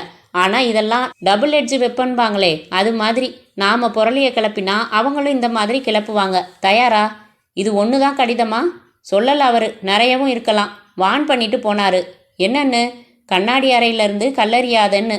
அவள் தயங்கி அப்பாவை கேட்டுடலாம் என்றாள். அதான் உத்தமம். கொஞ்சம் ஆடிட்டேன். எத்திராஜ் பொண்ணுங்களை பார்த்து கல்தாயிடுச்சு. அத்தனையும் மல்டி. வசந்த், என்னடா பரிபாஷை இதெல்லாம்? நான் சொல்கிறேன் என்றாள் பிரதிமா. மல்டி, காரமால், ஜிஜிபி எல்லாம் பல்வேறு பெண்களை குறிக்கும் பெயர்கள். காப்பி கிடைக்கும், வாங்க. நான் கூட எத்திராஜ் தான், வாங்க. பிரதிமாவின் வீட்டை அடைந்தபோது வாசலில் கூட்டமாக இருந்தது. அத்தியாயம் 5. அவர்கள் போய் சேர்ந்தபோது வீட்டு வாசலில் கூட்டமாக இருந்தது. பிரதிமா பதட்டத்துடன், அப்பாவுக்கு என்னவோ ஆயிடுச்சு வசந்த் என்றாள். வசந்த் அவள் கையை பற்றி கொண்டு, take it easy, take it easy என்றபடி புறாவைப் போல கையை தடவி கொடுத்தான். கணேஷ் காரை விட்டு இறங்கி வர வீட்டு வாசலில் சதாசிவம் அபத்தமாக உட்கார்ந்திருந்தார். அவருக்கு ஆசுவாசப்படுத்தி யாரோ காப்பி கொடுத்து கொண்டிருக்க இன்னொரு யாரோ விசிறி கொண்டிருந்தார். என்ன சார் ஆச்சு சதாசிவம்? குரல்களை கேட்டதும் சதாசிவம், வா கணேஷ், வா பிரதிமா, ஏன் லேட்டு? என்ன ஆச்சுப்பா? அப்பா என்ன ஆச்சு? என்னை கொல்ல பார்த்தான் அவன். எவன் என்றான் வசந்த் பிரதிமாவை இதுதான் சாக்கு என்று அணைத்து கொண்டு. இந்த சமயத்துல பிரதிமா, நீங்க பதட்டப்படவே கூடாது, அண்டர்ஸ்டாண்ட்? எல்லாம் என் மாப்பிள்ள அனுப்பிச்சது. நாராயணி புருஷன் ஐஏஎஸ் கிராதகன். என்னை கொன்னுட்டா போதுமா? உண்மையை கொல்ல முடியுமா கணேஷ்? என்ன நடந்ததுன்னு விபரமா சொல்லுப்பா. பிரதிமா வாங்க, ரெஸ்ட் எடுத்துக்கலாம். இருங்க வசந்த் என்று கையை பிடுங்கி கொண்டாள். சதாசிவம் மெல்ல சொன்னார், நானே காப்பி போட்டுட்டு டபரா டம்ளரோட ஹாலில் வரேன். புஜிசி ப்ரோக்ராம் டிவியில் போட்டு கேட்டுக்கிட்டு இருந்தேன். ஜன்னலில் சத்தம் கேட்டுச்சு. யாருன்னு கேட்குறேன், பதில் இல்லை. சட்டுன்னு வாக்கிங் ஸ்டிக்கை எடுத்து தயாராக நீட்டிக்கிட்டு நிற்கிறேன். அவன் பின்பக்கமாக வந்து கழுத்தன் மூச்சு திணற மாதிரி நெருக்கினான். இதுக்கு முன்னாடி கேட்டிருக்கீங்களா அவன் குரலை? இல்லை, பின்பக்கத்துலேருந்து தாக்கி நெருக்கிறான். அப்படியே ரத்தம் செத்து போய் அரை மயக்கமாயிட்டேன். ஏதாவது பேசினானா? ஆமாம், காது கிட்ட. ஏய் பொட்டை கிழவா, கேஸ் போட போறியா மாப்பிள்ள மேலே? உன் பொண்ணு வண்டவாளத்தை அவுத்து விடட்டுமா அப்படின்னும். அதுக்கப்புறம் ஞாபகமே இல்லை, மயக்கம் மாதிரி வந்துருச்சு. கொஞ்ச நேரம் விட்டு நினைப்பு வந்ததும் சட்டை கிழிஞ்சிருக்கிறத பார்த்தேன், கீழே வந்தேன். இன்னும் கொஞ்சம் தண்ணி பிரதிமா. பிரதிமா வேண்டாம், போதும். கேஸ் எதுவும் வேணாம். அந்த கிராதக பைய என்ன அநியாயம் வேணும்னாலும் செய்ய தயாராக இருக்கான் பிரதிமா. பிரதிமா, அப்பா சும்மா அப்படியே விட்டுட்டா எப்படி என்று அவரை கைத்தாங்கலாக அழைத்து செல்ல, எதுக்கு வாசல் கதவை திறந்து வச்சுக்கிறீங்க? நான் போகிறப்ப சொன்னேனா இல்லையா? மகேந்திரன் எதுவும் செய்ய துணிஞ்சவன்ட்டு. நான் இப்படி இதை எதிர்பார்க்கல பிரதிமா. ஒரு குருடனை இந்த மாதிரி தாக்குறது எத்தனை கோழைத்தனம். அவர்கள் வீட்டுக்குள் நுழைய வசந்த் சுற்றிலும் பார்த்து கொண்டே பின்தொடர்ந்தான். போங்கப்பா போங்கப்பா, வேடிக்கை பார்க்கவா வந்தீங்க? போங்க, தி ஷோ இஸ் ஓவர். உள்ளே சதாசிவம் நாற்காலியில் உட்கார்ந்து பிரமிப்பாக ஒரே திசையில் பார்த்து கொண்டிருந்தார். வண்டவாளம்னு வார்த்தையை உபயோகப்படுத்தியிருக்கானா சார் என்றான் வசந்த். அப்படித்தான் ஞாபகம். ஏன்? அதிலிருந்து கண்டுபிடிச்சிடலாம். அப்படியா? இல்லை சார், புருடா விடுறான். நான் இதை பற்றி ஒரு போலீஸ் கம்ப்ளைண்ட் கொடுக்கவா? வேணாம் கணேஷ். ஏன்? என்னை அடிக்கடி கூப்பிட்டு உயிரை வாங்குவாங்க. என் மாப்பிள்ள ஐஏஎஸ் அதிகாரி, அரசாங்க உபத்திரவம் நிறைய ஏற்படுத்தக்கூடியவன். இந்த ஏரியா ஃபியூஸை பிடுங்கிட்டான் நேத்திக்கு என்றாள் பிரதிமா. அப்படியா என்றான் கணேஷ். ஜென்ரேட்டர் ஒன்று வாங்கிடுறது நல்லது. கரண்ட் எப்போ வேணும்னாலும் போகலாம். வசந்த், இப்போ ஜென்ரேட்டரை பற்றியா பேச்சு? இல்லை பாஸ், என்ன செய்யணும் சொல்லுங்க. முதல்ல ஒரு பெட்டிஷன் தயார் பண்ணு. டீட்டெயில்ஸ் வாங்கிட்டு நாராயணியோட மரணம் பற்றிய கேஸை மறுபரிசீலனை செய்ய. காரணம், புதுசாக கிடைச்ச தகவல்கள். ஏதாவது பத்திரிகையில் இதை பற்றி ஒரு ஆர்டிக்கல் போட சொல்லலாமே. இப்போ வேணாம் என்றார் சதாசிவம். அப்பா ரொம்ப கலங்கி போயிருக்காரு. ஏதாவது சூடாக சாப்பிட கொடுங்க, நான் வேணா வாங்கிட்டு வரவா? சோமாசி ஏதாவது? வேணாம். அப்போ நான் வரட்டுமா என்றான் கணேஷ். ஓகே பாஸ், போயிட்டு வாங்க. நான் மற்றதெல்லாம் துப்புரவா விசாரிச்சுட்டு. வசந்த், நீயும் வர்ற என்றான் கணேஷ் உறுதியாக. கில் ஜாய் என்று அவனை ஒருமுறை விரலால் சுட்டுவிட்டு, அப்போ பிரதிமா மறுபடி எப்போ சந்திக்கலாம்? கேஸ் விஷயமா உங்ககிட்ட விபரமாக பேசியே ஆகணும். சதாசிவம் கேஸ் வேண்டாம் என்றார். சேச்ச, இதுக்கெல்லாம் பயப்படாதீங்க. இப்படித்தான் ஒரு சாமியார் கேஸில் எங்கள் 2 பேரையும் பிரகலாதன் மாதிரி மலையிலேருந்து உருட்டி விட்டாங்க. இல்லை பாஸ்? இல்லை, வா. பிரதிமா, உங்கள் சிஸ்டர் எழுதின கடிதங்கள் வேணும். பிரதிமா கடிதங்களை கொடுத்து விட்டு, நான் ஃபோன் பண்ணுறேன் கணேஷ். பை வசந்த். இந்த கேஸை எடுத்தே ஆகணும் பாஸ் என்றான் மாருதியை கிளப்பிக்கொண்டே. அவங்க முதல்ல தீர்மானிக்கட்டும். என்ன ஒரு கிராதகத்தனம் பார்த்தீங்களா? கழுத்தெல்லாம் நீளம் பாரிச்சிருந்தது, அப்படி அமுக்கியிருக்கான். கணேஷ் சற்று நேரம் சிந்தனையில் இருந்தான். வசந்த், அந்த வீட்டில் லேடி யார் யார் இருக்காங்க? கவனிக்கல.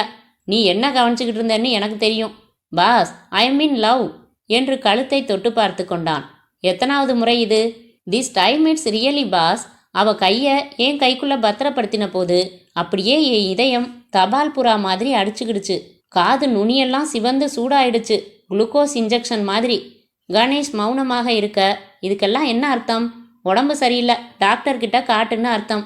இல்லை பாஸ், இது காதல் தான், கேரண்டி. அந்த பிரதிமாங்கிற ராக தேவதை, பனிநாள் தென்றல். அதிகமாக சினிமா பாட்டு கேட்குற. அச்சா, இப்போ என்ன பண்ணுற? எனக்கு 3 பிரசிடென்ட் தேவைப்படுது. நம்ம Nagarjun versus Abirami industries case அது ஊத்திடுச்சு பாஸ். ஏன்? பிரசிடெண்ட்டே இல்லை. கமான் வசந்த், நீ பார்க்காம பேசாத. 8 9 பிரசிடென்ட் இருக்கு. வசந்த் மௌனமாக இருக்க, உன் மனசு எங்கேயோ அலையுது. எங்கே இல்லை. அண்மையில் பார்த்த பெண்மையினால் 1000 விளக்குகள் மனத்தினிலேன்னு பாரதி சொன்னாப்ல. பொய். பாரதி அப்படி எதுவும் எழுதவே இல்லை. கவிஞர் வசந்த் பாரதி. மாலை கணேஷ் எம்சிசி சென்று ஒரு பாட்டம் ஸ்குவாஷ் ஆடிவிட்டு ஃபூல் பக்கத்தில் பிரம்பு நாற்காலியில் பனியன் ராயருடன் உட்கார்ந்திருக்க, வசந்த் ரம்மியில் பாயிண்ட்டுக்கு 10 ரூபாய், மிடில் கவுண்ட் 500, ஃபுல் கவுண்ட் 1000 என்று ஆடிக்கொண்டிருந்தவன் சற்று தூரத்தில் ஒரு பெண் அவனையே உற்று பார்த்து கொண்டிருப்பதை உணர்ந்தான். 1 மினிட் என்று சீட்டு மேடையை விட்டு விலகி அவளிடம் நேராக சென்று, hello, I am Vasanth. Hello என்று அவன் நீட்டின கையை மறுத்தாள். ரொம்ப நேரம் என்னையே வச்சக்கண்ணு வாங்காமல் பார்த்துக்கிட்டு இருக்கீங்க, அதான் என்ன விஷயம்னு விசாரிக்கலாம்னுட்டு. My name is Ranjani Sharma. Ranjani Sharma? இருங்க, கேட்ட பேரா இருக்கு. மனசுக்குள்ள சின்னதாக ஒரு மணி அடிக்குது. ரஞ்சனி ரஞ்சனி. கையை சொடக்கி, காட் இட், நீங்கள் தான் மகேந்திரன் ஐஏஎஸ்ஸை மறுமணக்க போகிறவங்க. ஆமாம். எப்படி தெரியும்? இட்சினி வேலை எனக்கு சின்ன பிள்ளையிலேருந்தே பழக்கம். சொல்லுங்க, என்ன விஷயமா என்ன பார்த்துக்கிட்டு இருக்கீங்க? அவ்வளவு கவர்ச்சிகரமாவா இருக்கேன்? வசந்த், ஐ எம் இன் ட்ரபிள் என்றாள். கரும்பச்சை நிறத்தில் ஷிஃபான் ஜார்ஜெட் அவள் தோளிலிருந்து நழுவ தயாராக இருந்தது. Trouble is my second name. சொல்லுங்க, இந்த கல்யாணத்துக்கு ஏன் தான் சம்மதிச்சோம்னு கவலையா இருக்கு. ஏன்? மகேந்திரன் மேலே நீங்கள் கேஸ் போட போறீங்களாமே, கேள்விப்பட்டேன். ஆமாம், முதல் மனைவியை கொன்னதாக சொன்னாரா? சரியா சொல்ல முடியல. அவள் உதடுகள் சின்ன சின்ன பவளம் போல இருந்தன. இருக்கிற அழகுக்கு நேர்த்தியான அலங்காரத்தால் மிகைப்படுத்தி இருந்தாள். விரல்களிலும் உடலின் பளபளப்பிலும் படு கவனம் தெரிந்தது. உங்களை பார்த்தா பாரத் சர்க்கார் ஆஃபீஸில் வேலை செய்கிற ஜாதியா தெரியல. விமல் விளம்பரத்தை 1/4 மணிக்கு முன்னால் தான் முடிச்சாப்புல இருக்கீங்க. ஆஃபீஸில் வேற மாதிரி ட்ரெஸ். பாருங்க மிஸ் ரஞ்சனி. மிஸ்ஸா மிஸ்ஸஸா? மிஸ் தான். பாருங்க, சுற்றுப்புற சாட்சிகளை பார்த்தா நாராயணி இறந்த விதம் ஒரு விபத்து இல்லைன்னு நினைக்க வைக்குது. அப்படியா என்று குரல் நடுங்க கேட்டாள். உங்களுக்கு எப்படி தோணுது? நாராயணி மனசு சரியில்லாத கொஞ்சம் எராட்டிக்கான பெண். கண்ட வேலையில் வருவாங்க, கண்ட சிநேகிதம் வச்சிருந்தாங்க, இப்படியெல்லாம் சொன்னார். எவ்வளவு தூரம் உண்மைன்னு சொல்ல முடியல. அவரை பார்த்தா பரிதாபமாக தான் இருக்குது. He is lonely man. Narayani எழுதின கடிதங்களை காட்டினார் பெரியவர். அதில் பிரேம்னு யாருக்கோ எழுதியிருந்தாங்க. பிரேம்ங்கிறது ஆண் பிள்ளை பேராகவும் இருக்கலாம், பெண் பிள்ளை பேராகவும் இருக்கலாம். அந்த கடிதங்களை என்கிட்டையும் காட்டியிருக்காரு. அப்படியா? உண்மையான கடிதங்கள் தான்னு தோணுது. சொல்ல முடியாது. ஏன்? சதாசிவம், அதாவது நாராயணியின் அப்பா கிட்ட அந்த பொண்ணு எழுதின கடிதங்கள் இருக்கு. அதையும் நான் பார்த்துருக்கேன். அதில் என்ன எழுதியிருந்தது? என்ன எழுதியிருந்ததுங்கிறத விட எப்படி இருந்ததுங்கிறது தான் முக்கியம். ரஞ்சனி சர்மா, இந்த கேஸில் எந்த கட்சி பொய் சொல்கிறாங்கன்னு தீவிரமாக தெரியல. ஒரே நாராயணி எழுதினதா சொன்ன 2 கட்சி கடிதங்கள்லையும் கையெழுத்து கூர்ந்து பார்த்தா கொஞ்சம் வித்தியாசமாக இருக்குது. இதில் நிஜ நாராயணி யார்? அவள் முகத்தில் கலவரம் மிகுந்து, வசந்த், நான் இப்போ என்ன பண்ணுறது? ஒன்று செய்யுங்க, என் ரூமுக்கு வாங்க, உங்கள் கையெழுத்தையும் கொஞ்சம் பார்க்கலாம் என்றான். அத்தியாயம் 6. வசந்த் ரஞ்சனி சர்மாவை முழுசாக பார்த்து, என்ன சொல்கிறீங்க? ஒரு மாதிரி திருன்னு முழிக்கிறீங்க. வசந்த், எனக்கு ரொம்ப குழப்பமாகவே இருக்குது. எதை பற்றி? கல்யாணத்தை பற்றி தான். கல்யாணத்தை பற்றி என்ன குழப்பம்? எத்தனையோ எலிஜிபிள் பேச்சுலர்ஸ் இருக்கிறப்ப இவரை போய் எதுக்கு 2ஆம் கல்யாணமா? அதானே. உங்கள் தீர்மானத்தை ஒத்தி போடுறீங்களா? கார்டு அடிச்சாச்சு. மற்றொரு கார்டு அடித்து போஸ்ட் பான் பண்ணிடலாம். பயப்படாதீங்க. பணம் வாங்கியிருக்கீங்களா? யார்கிட்ட? அதான் மிஸ்டர் மகேந்திரன் ஐஏஎஸ் கிட்ட. சாச்சா, 2 பேரும் ஒருத்தர் விரும்பித்தான். நீங்கள் கீட்ஸ் படிப்பீங்களா? அவள் வியப்புடன் நிமிர்ந்து, எதுக்கு திடீர்னு சப்ஜெக்ட் மாத்துறீங்க? இல்லை, உங்களை பார்த்தா கீட்ஸ் படிக்கிற ஆசாமி மாதிரி தோணுது. வசந்த், அவர் ரொம்ப நல்லவர். தொந்தரவு கொடுக்காதீங்க. அவர் மனைவி இறந்தது ஒரு விபத்து தான். சரி, கேஸ் போட போறீங்கல்ல? மறுபடி கேட்குறீங்களே. கேஸ் போடுறதுன்னு நாங்கள் இன்னும் தீர்மானிக்கல. போதுமா? எப்போ தீர்மானிப்பீங்க? கல்யாணம் எப்போ? அடுத்த மாதம் 10ஆம் தேதி. அதுக்குள்ளே தீர்ந்துடும். 2ஆம் கல்யாணம் பண்ணிக்கிறதுல உள்ள சிக்கல்களை யோசிச்சு பார்த்தீங்களா? 2 பேருக்குமே 2ஆம் கல்யாணம் வசந்த். இது வசந்த் திடுக்கிட்டு, ஆ, அப்படியா? ஆளை விடுங்க என்றான். ராத்திரி 10:30 மணிக்கு உங்களையும் கணேஷையும் வந்து சந்திக்க விருப்பம். தாராளமா, அதுவும் ராத்திரின்னா ரொம்ப உசிதம் என்றான். இரவு கணேஷ் வசந்திடம், ஏய், கான்ட்ராக்ட் ஆக்டில் இன்ட்ரெஸ்ட் பேமெண்ட்டை பெனால்ட்டிக்கு எடுத்துக்கிறதுக்கு ஒரு செக்ஷன் உண்டே, அதை எடு. Section 74 boss. கான்ட்ராக்ட் ஆக்டையே முழுங்கியிருக்கேன். சீனிச்சாமி கேஸ் தானே? என்ன சொல்லுது? Stipulation for increased interest. ஆமாம், இந்த பிரதிமா கேஸில் என்ன தீர்மானிச்சிங்க? மகேந்திரன் மேலே கேஸ் போட வேண்டியதுதான். வசந்த் ஆச்சரியத்துடன், என்ன பாஸ் திடீர்னு? தீர்மானிச்சாச்சு.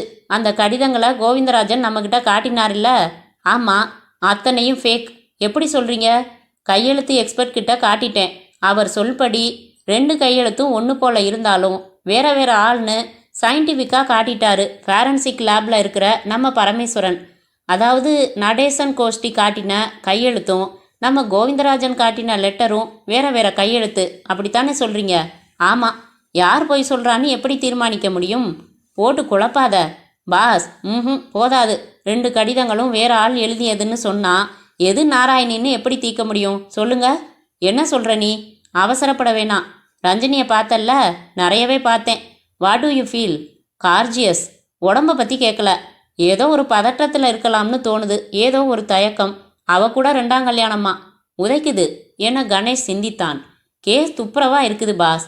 Cost iron alibi. சம்பவம் நடந்தபோது சார் வீட்டில் இல்லை, ஆஃபீஸில் இருந்திருக்காரு. அப்படி சாட்சி சொன்னது யாரு? ரஞ்சனி சர்மா. அதுவும் உதைக்குது. ஒரு காரியம் பண்ணு, அந்த அம்மாவை நோண்டி பாரேன். எதுக்கும் வர திங்கக்கிழமை வரைக்கும் தான் இந்த கேஸை கவனிக்க போகிறோம். அதுக்கப்புறம் 2ல் 1 தீர்மானிச்சாகணும். பார்க்கலாம். இன்னைக்கு ராத்திரியே சந்திக்க முயற்சி பண்ண போகிறேன். சரி, ராத்திரி அவள் வரதா சொல்லியிருக்கா. எத்தனை மணிக்கு? 10, 10:30. அப்போ தான் எனக்கு மூளை சுறுசுறுப்பாக வேலை செய்யும். உனக்கு ஒரு பெக்கு ரம் அடித்தா எப்போ வேணால் சுறுசுறுப்பாயிடுவ. பழக்கத்தை விட்டுட்டேன் பாஸ். தேசிய விடுமுறை நாட்களில் ரம் குடிக்கிறதில்ல. காந்தி கோவிச்சுப்பாரு. கணேஷ் அவனை முறைத்து பார்த்து, காந்தி யாருன்னு தெரியுமாடா உனக்கு? 1869 போர்பந்தரில் பிறந்த மகாத்மா என்று ஆரம்பித்தவனை தடுத்து நிறுத்தி, அவ இங்கே வர்றப்ப நீ சமத்தா இருக்கணும் தெரியுமா என்றான். கணேஷ் டெலிஃபோனை சுழற்ற வசந்த் அங்கிருந்தே, இப்போ எதுக்கு மகேந்திரனுக்கு ஃபோன் என்றான். சில நேரத்தில் என்ன கூட ஆச்சரியத்தில் ஆழ்த்துறடா நீ. எப்படி தெரியும் உனக்கு நான் மகேந்திரனுக்கு தான் ஃபோன் பண்ணுறேன்னு? அவர் ஃபோன் நம்பர் 2ல் ஆரம்பிக்குது. உங்கள் முதல் கிரக்கு 2ம் சுருக்கமாக இருந்தது. மகேந்திரன் இருக்காரா? யார் பேசுறது? நான் தான் கணேஷ். கணேஷ், நான் கோவிந்தராஜன். மகேந்திரன் இல்லையே. இன்னைக்கு பிளேன் ஏறி டெல்லிக்கு போயிருக்கான். ஈவினிங் ஃப்ளைட்டில். 2 நாளில் வருவான். ஏதாவது சொல்லணுமா? இல்லை, அவர் வந்ததும் நான் ஃபோன் பண்ணதா சொல்லுங்க. எப்போ போனார்? புறப்பட்டு 1 மணி ஆயிருக்கும். அர்ஜென்ட்டாக ஏதும் இல்லை. வணக்கம், வச்சிரவா? ஃபோனை வைத்து டில்லி போயிருக்காராம். நல்லதா போச்சு. தாத்தாவை அணுகி கொஞ்சம் 3rd டிகிரி பண்ணி பார்க்கலாமா? வேணாம், முதல்ல இந்த கையெழுத்து சமாச்சாரத்தை பார்க்கணும். சீனிச்சாமி கேஸில் 2 பேருமே பொய் சொல்கிறாங்கடா என்று விஷயத்தை மாற்றினான்.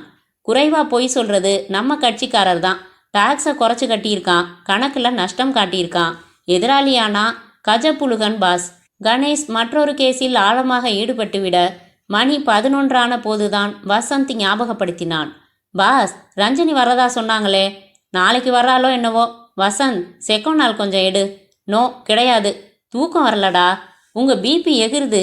அப்போது தொலைபேசி மணி அடிக்க, வசந்த் இருக்காரா என்றது குரல். வசந்த் தான், சாட்சாத் பேசுகிறேன். ரஞ்சனி பேசுகிறேன் வசந்த். இந்த மகேந்திரன் சார் விவகாரத்தில் ஒரு புதுசான திருப்பம். என்ன? ஃபோனில் சொல்ல வேணாம்னு பார்க்குறேன். என்னால் வர முடியல. டாக்ஸி கிடைக்கல. நீங்கள் வர முடியுமா? எங்கே இருக்கீங்க? ராயப்பேட்டையில் டீச்சர்ஸ் காலனி. வந்தால் 1 கப் ஓவல்டீன் தருவீங்களா? விஷயம் கொஞ்சம் விபரீதமாக போய்கிட்டு இருக்கு. உடனே வந்தீங்கன்னா வரேன். பாஸ், காரை எடுத்துக்கிட்டு போகவா? என்னவா? திருப்பமா? சரி, போயிட்டு வா. ரூம் சாவியை எடுத்துக்கிட்டு போ. செகண்ட் நாளை முழுங்காமல் இருங்க. வந்துடுவேன். பம்பரை மாதிரி தூங்குறாப்புல 2 பாட்டு போடுறேன் கேசட்டில். போயிட்டு வாடா. வசந்த் காரை எடுத்துக்கொண்டு மவுண்ட் ரோடு மார்க்கமாக வெலிங்டன் தாண்டி ராயப்பேட்டை ஆஸ்பத்திரி கடந்து ஹைரோடில் செல்லும்போது மணி 11:30.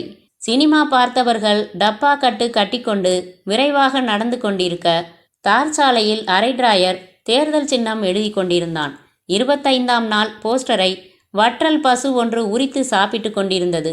சைக்கிள் ரிக்ஷாக்காரர்கள் தூங்கிக் கொண்டிருந்த சிலைக்கருகில் பாலாஜி நகரை தாண்டி அருகருகே இருந்த 3 மஞ்சள் வீடுகளில் அவள் கொடுத்த 36ஆம் நம்பர் வீடு 3ஆவதாக இருந்தது. வசந்த் வாசல் கதவை தட்டினான். யாரு? ரஞ்சனி சர்மான்னு மாடி பெண் குரல். நான் இருக்கா?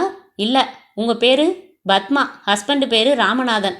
வாழ்க என்று வசந்த் மாடி பக்கம் மெல்ல படியேறி ரஞ்சனியின் கதவை அணுகி பொத்தானை அழுத்த அது உள்ளே மொழிந்தது. பதில் இல்லை. கதவை தொடப்போய் அது தானாகவே திறந்து கொண்டது. வசந்த் இரத்தத்தை கவனித்தான். அத்தியாயம் 7. வசந்த் கணேஷுடன் 18 வருஷ சர்வீஸில் பலமுறை இரத்தத்தை பார்த்திருக்கிறான். கதவோரங்களிலும் கடலோரங்களிலும் உறைந்திட்ட செந்திட்டுகள் அவனுக்கு சகஜம். அதனால் அப்போது அவன் அதிக அதிர்ச்சி அடையவில்லை. என்னடா அது, கேஸ் சாதாரண டவுரி டெத்துன்னு நினைச்சேன், வேற மாதிரி திரும்புதே. கதவை முழுவதும் திறந்தவன் உடனே ரஞ்சனி சர்மாவை பார்த்தான். சந்தேகமற அடிபட்டு ஒரு அபத்தமான கோணத்தில் கிடந்தாள். கதவின் அருகில் மிதியடியில் தலை.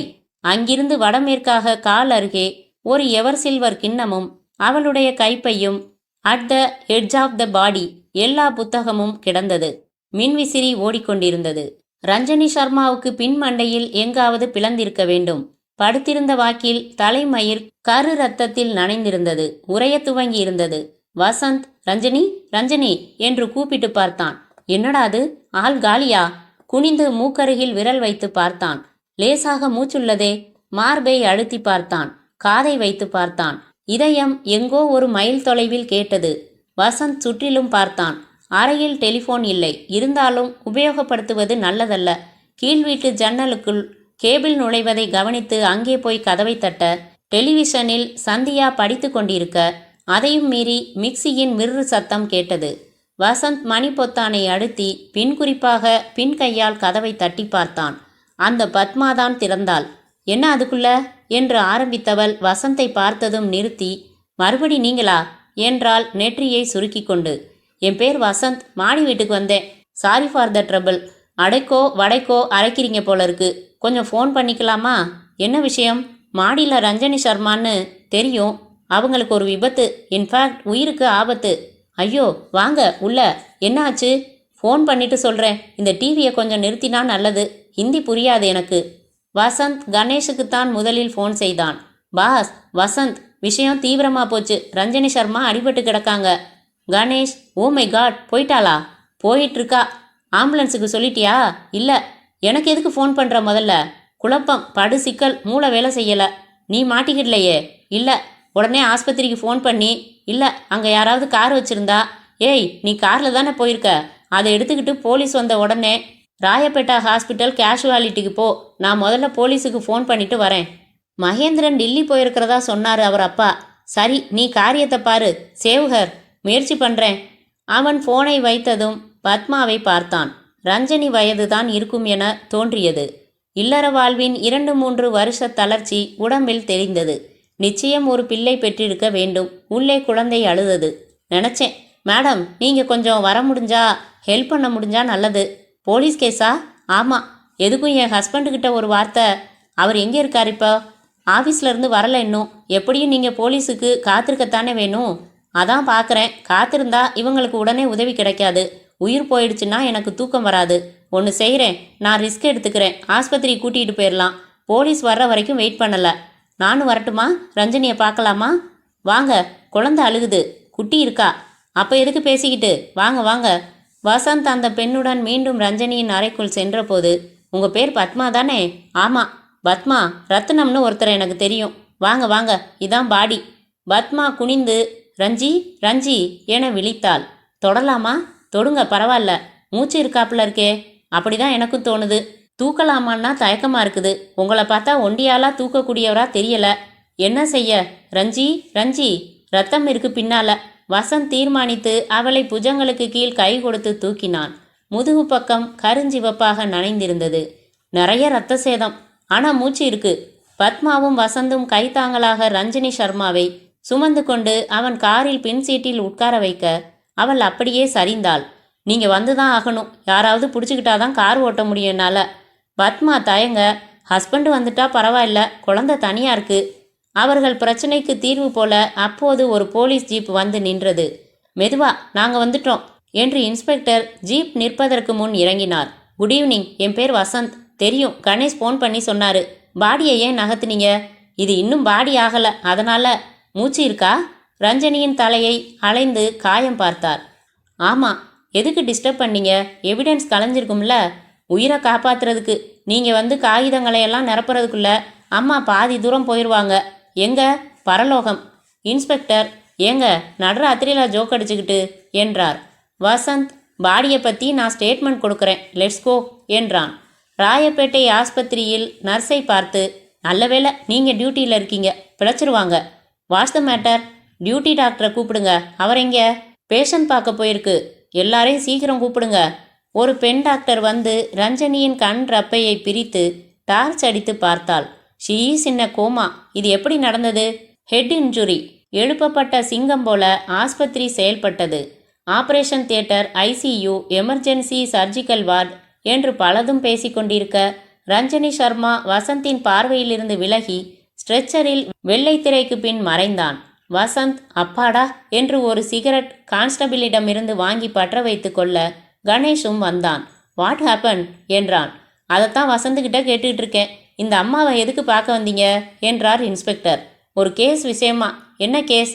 இவங்க கட்டிக்க போகிற ஐஏஎஸ் ஆஃபீஸர் பேரில் நாங்கள் கேஸ் போட போகிறோம். மூத்த சம்சாரத்தை தீ வச்சதா. டவுரி டெத்தா? டெத்து, அவ்வளவுதான் தெரியும்.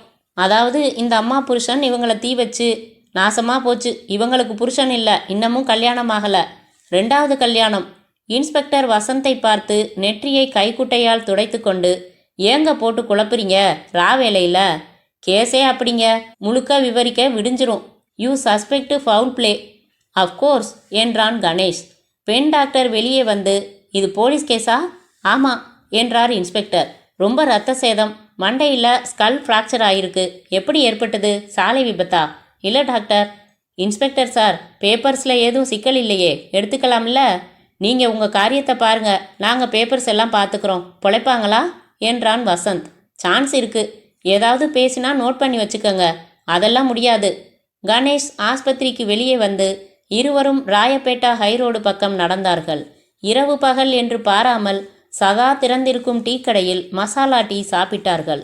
இன்ஸ்பெக்டர் நடந்தே அருகாமையில் இருந்த போலீஸ் நிலையத்திற்கு சென்றார். கணேஷ், இந்த கேஸ் ரொம்ப இன்ட்ரெஸ்டிங்காக இருக்குது. ஏதோ புதிய திருப்பம், வந்து சொல்கிறேன்னு ஃபோன் பண்ணினா ரஞ்சனி. அதுக்குள்ளே அவளை யாரோ. கீழ் வீட்டில் யாரு? நம்ம பத்மா, கணவன், மனைவி, குழந்தை. அவங்களுக்கு ஏதாவது சத்தம் கேட்டுதாமா? விசாரிக்க டைம் இல்லை. கணேஷ் யோசித்து, இன்ஸ்பெக்டர் கிட்ட சொல்லிட்டு இப்போவே திரும்பி போகலாம். என அவரை வேணும்னா அழைச்சிக்கிட்டு போகலாம் என்றான் வசந்த். இருவரும் ரஞ்சனியின் வீட்டு மாடியை அணுகும்போது நிசப்தமாக இருந்தது. குப்பை தொட்டி அருகில் படுத்திருந்த நாய் அவர்களை குறைத்தபோது வசந்த் ஒரு கல்லை எடுக்க முற்பட்ட போது குப்பை தொட்டிக்குள் பாய்ந்து ஒளிந்து கொண்டது. பேட்டையில் மொத்தம் 3 தெருவிளக்குகள் இருந்தன. ஒன்று ஃபியூஸ், 2வது கண்ணடித்து கொண்டிருந்தது. வசந்த், பாஸ், சின்னதா ஒன்றுக்கு காலையிலேருந்து போகவே இல்லை. ஓ மாதிரி படித்தவங்கெல்லாம் தெருவில் ஒன்று கடிக்கிறத நிறுத்தினா தாண்டா நம்ம நாடு உருப்படும். ஒரு ஜோக்கு உண்டு பாஸ். ஒரு ராஜகுமாரிக்கு சுயம்பரம். அவளால் செய்ய முடியாத காரியத்தை செஞ்சு காட்டுற ராஜகுமாரனுக்கு மணமாலைன்னா. ஒரு ராஜகுமாரன் கத்தி வீசினான், இவளும் வீசினான்.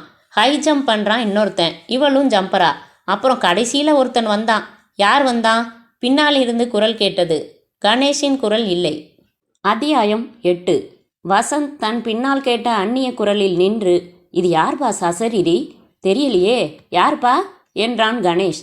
பின்னால் இருந்தவன் முக அடையாளம் இருட்டில் தெரியவில்லை. கண்கள் ஓரம் மட்டும் ஒரு கணம் தெருவிளக்கின் ஒளியில் பளிச்சிட்டது.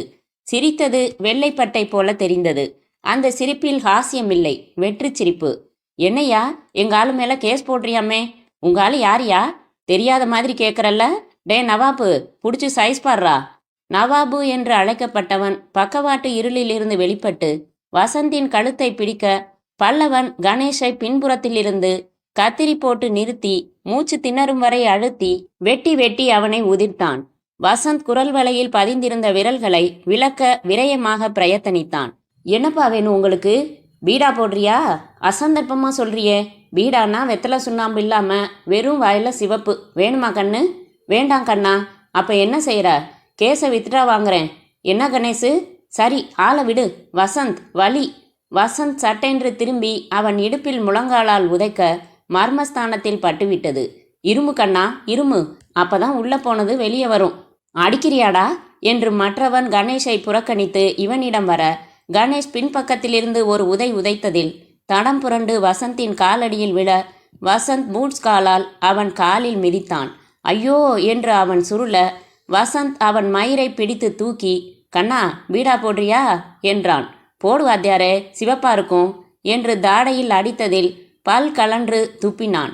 அப்போது அவர்கள் அருகே ஒரு ஆட்டோ ரிக்ஷா வர இருவரும் சட்டென்று அதில் ஏறிக்கொள்ள சடுதியில் அது புறப்பட்டு விலகியது.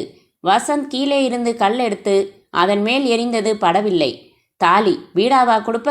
பாஸ், என்னாச்சு? ரொம்ப அமுக்கிட்டானா? ஆமாம், ரிப்கேஜ் எல்லாம் உடையறா மாதிரி வலிக்குது. உடனே டாக்டர்கிட்ட போகலாம். எனக்கு கூட நகம் கீறி ரத்தம் வருது. யார் வசந்த் இவங்க? எல்லாம் மகேந்திரன் ஆசாமிங்க. இவங்க தான் ரஞ்சனி சர்மாவையும் தாக்கி இருக்கணும். எங்கேயோ ஆரம்பிச்சு எங்கேயோ போகுது கதை. ஒரு மனைவியின் சாவுக்கு பின்னால பல சிக்கல்கள். கணேஷ் தன் கைக்குட்டையால் வசந்தின் முகத்தை துடைத்து கன்னத்துலையும் கீறியிருக்காங்க. பாஸ், முழங்காலால் ஒன்று வச்சேன். கடலை கொட்டை உடையிற மாதிரி சத்தம். எதுக்காக மகேந்திரன் நம்மளை ஆள் வச்சு அடிக்கணும்? கேஸ் போடுறோம்ல, அதுக்காக. அவ்வளவு முட்டாள அவர் இந்த மாதிரி செய்யறதால நம்ம வைராகியம் அதிகமாகும்னு தெரியாத அவருக்கு. இருவரும் மெல்ல நடந்து டாக்டர் குமாரின் டிஸ்பென்சரிக்கு சென்றனர். என்னது ரத்த காயம்? 2 பேரும் சண்டை போட்டுக்கிட்டீங்களா? சண்டை போட்டோம், வெளியால் கூட. வக்கீல் உத்தியோகத்தில் இது எல்லாம் உண்டா என்ன? கூட்டி கொடுக்கறது தவிர பாக்கி எல்லாம் உண்டு. தரையில் விழுந்தீங்களா? ஆமாம். எதுக்கும் ஒரு ஏடிஎஸ் போட்டுக்கிடுங்க. கணேஷ், உங்களுக்கு மூச்சு முட்டுது. ரிப்ல வலியா? ஆமாம். அடியாளுங்க, பார்த்துக்கங்க. இந்த மாதிரி கேஸ் எல்லாம் எதுக்கு எடுத்துக்கிறீங்க? உங்கள் மாதிரி டாக்டர்கள்லாம் பிழைக்க வேண்டாமா? எத்தனை கொடுக்கணும் டாக்டர்? பணம் வேணாம். ஒரு டெனன்சி கேஸ் இருக்குது, அதை கொஞ்சம் பார்த்து ஒப்பீனியன் சொன்னீங்கன்னா. இப்போவே வா. நாளைக்கு நீங்களும் பிஸி ஆயிடுவீங்க, நானும் பிஸி ஆயிடுவேன். அந்த கேஸில் வீட்டுக்காரனுக்கு அதிக உரிமையும் இல்லை என்பதை விலக்கிவிட்டு திரும்பி வருவதற்குள் இரவு வெகு நேரமாகிவிட்டது. வந்து படுக்கையில் படுத்த கணேஷ் சற்று நேரம் மின்விசிறியின் சுழற்சியை பார்த்து கொண்டிருந்தவன் சட்டென்று, வசந்த் எழுந்திரு என்றான். என்ன பாஸ், ரஞ்சனி சர்மாவை ஆஸ்பத்திரியில் விட்டு வந்தது தப்புடா. ஏன்? அவள் உயிரோடு இருக்கிறது யாருக்கோ பிடிக்காமத்தான் தாக்கியிருக்காங்க. அவங்க மறுபடியும் ஆஸ்பத்திரிக்கு வந்து தாக்க மாட்டாங்கன்னு என்ன நிச்சயம்? அதானே, ஃபோன் பண்ணி பார்த்துடலாம். வசந்த் நொண்டிக்கொண்டே ஃபோன் அருகே சென்று ராயப்பேட்டை ஆஸ்பத்திரிக்கு சுழற்றி எமர்ஜென்சி வார்டு கேட்டான். ஹலோ, அங்கே ரஞ்சனி சர்மான்னு யாராவது படுக்கையில் படுத்திருக்காங்களா? கொஞ்சம் இருங்க. சற்று நேரத்தில், இல்லைங்க, வயசானவங்க தான் படுத்திருக்காங்க. அப்படியா? ரஞ்சனி சர்மான்னு கொஞ்சம் இருங்க, ரிஜிஸ்டரை பார்த்து சொல்கிறேன். அவங்கள சர்ஜிக்கல் வார்டுக்கு அனுப்பியிருக்காங்க. வார்டு பாய் வந்து எடுத்துக்கிட்டு போனதா? சர்ஜிக்கல் வார்டில் இருந்த டெலிஃபோன் 5 நிமிடம் ஒலித்தது. யாரோ எடுத்தார்கள். யார் இல்லைங்களே, எல்லாரும் தியேட்டரில் இருக்காங்க. மந்திரிக்கு இரண்ய ஆப்ரேஷன், எமர்ஜென்சி. அங்கே ரஞ்சனி சர்மான்னு ஒரு பொம்பளை அட்மிட் ஆகியிருக்காங்க. அவங்க எப்படி இருக்காங்கன்னு? இருங்க, என்ன பேர் சொன்னீங்க? ரஞ்சனி சர்மா. இருங்க. சற்று நேரம் வசந்த் கணேஷின் முகத்தை பார்த்து கொண்டு இருந்தான். என்னவோ உதைக்குது. என்னடா? மறுமுனை, ஹலோ, அப்படி யாரும் ரிஜிஸ்டரில் இல்லைங்களே. Are you sure? சரியாக பார்த்து சொல்லுங்க. அப்படி யாரும் இல்லைங்க. வசந்த் ஃபோனை பொத்தி ட்ரபிள் என்றான். போலீஸ் என்ன பண்ணுறாங்க? ஏங்க, போலீஸ்காரங்க யாரும் இருக்காங்களா? இல்லைங்களே. இல்லையா? வசந்த் கணேஷ் இருவரும் புதிதாக உயிர் பெற்றவர்கள் போல சட்டென்று சட்டை மாற்றிக்கொண்டு ஆஸ்பத்திரி நோக்கி விரைந்தனர். கேஷுவாலிட்டியில் காகிதங்களை நிரப்பிக் கொண்டிருந்த அந்த போலீஸ்காரரிடம் போய், இன்ஸ்பெக்டர் எங்க என்றான் வசந்த். அவர் ஸ்டேஷன் போயிட்டாரு. ஏன்? அந்த அம்மா ரஞ்சனி சர்மா அவங்கள வார்டில் காணோம். ஆப்ரேஷன் செய்ய போகிறதா சொன்னாங்க, அதான் வெளியே வந்தேன். அங்கேயும் இல்லை அவங்க. உங்களுக்கு எப்படி தெரியும்? ஃபோன் பண்ணி பார்த்தோம். நீங்கள் யார்? நண்பர்கள், வக்கீலுங்க. என்ன சார், அரை மணி முன்னால் தான் உங்ககிட்ட இருந்து சிகரெட் வாங்கி தம் அடித்தேன். எந்த வார்டில் விசாரிச்சிங்க? என்ன காயம் உங்களுக்கு? காயத்தை அப்புறம் பார்க்கலாம். அந்த அம்மாவை கோட்டை விட்டாச்சுன்னு நினைக்கிறோம். மூவரும் ஓடினார்கள். சர்ஜிக்கல் வார்டிலோ, ஐசியூவிலோ, எமர்ஜென்சி வார்டிலோ, ஜெனரல் வார்டிலோ எங்கு தேடி பார்த்தாலும் ரஞ்சனி சர்மா இல்லை. எமர்ஜென்சியிலிருந்து சர்ஜிக்கல் வார்டு அழைத்து சென்றதற்கு அத்தாட்சி இருந்தது. ஆனால் அந்த வார்டில் அவள் இல்லை. ஆப்ரேஷன் தியேட்டருக்குள்ளும் இல்லை. எப்படி இது? சாத்தியமே இல்லை என்றாள் நர்ஸ் மேட்ரன். ஸ்ட்ரெச்சரில் வச்சு தள்ளிக்கிட்டு போனாங்க, என் கண்ணால் பார்த்தேன். வார்டு பாயும் அந்த ஆளும். Wait minute. அந்த வார்டு பாய் புதுசாக ஒரு பையன் போல இருந்தான். தொப்பி, வெறும் ஓவர் கோட்டு மட்டும் போட்டுக்கிட்டு. சரியா போச்சு. லிஃப்ட் அருகில் கீழே ஒரு வெள்ளை கோட்டும் தொப்பியும் கிடந்ததை அப்போதுதான் ஒரு ஆயா எடுத்து வந்தாள். பாஸ், போச்சு என்றான் வசந்த். I think so. வாங்க பாஸ், தேடலாம். எங்கடா தேடுறது? ஏங்க, அந்த அம்மா ஆப்ரேஷனில் இல்லையா என்றார் கான்ஸ்டபிள். அந்த அம்மாவை அழைச்சிட்டு போயிட்டாங்க. யாருங்க? கிங்கரர்கள். அது யாருங்க? உறவுக்காரங்களா? ஐயா, இந்த ஓவர் கோட்டை பார்த்தீங்கல்ல, இந்த தொப்பி என்ன சொல்லுது? கான்ஸ்டபிளிடம் கீழே கிடந்த உடைகளை காட்டினான் வசந்த். யாரோ ஆஸ்பத்திரி வார்டு பாய் மாதிரி உடை உடுத்தி கொண்டு அந்த அம்மாவை கடத்திக்கிட்டு போயிட்டாங்க. அபார மூளைங்க. லிஃப்டில் இறங்கி பேஸ்மெண்ட் பகுதிக்கு வந்தார்கள்.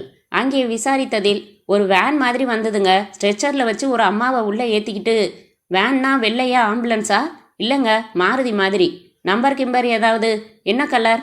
வசந்த், வா போகலாம் என்றான் கணேஷ். எங்க பாஸ்? நம்ம நண்பர் மகேந்திரன் ஐஏஎஸ்ஸை சந்திக்க.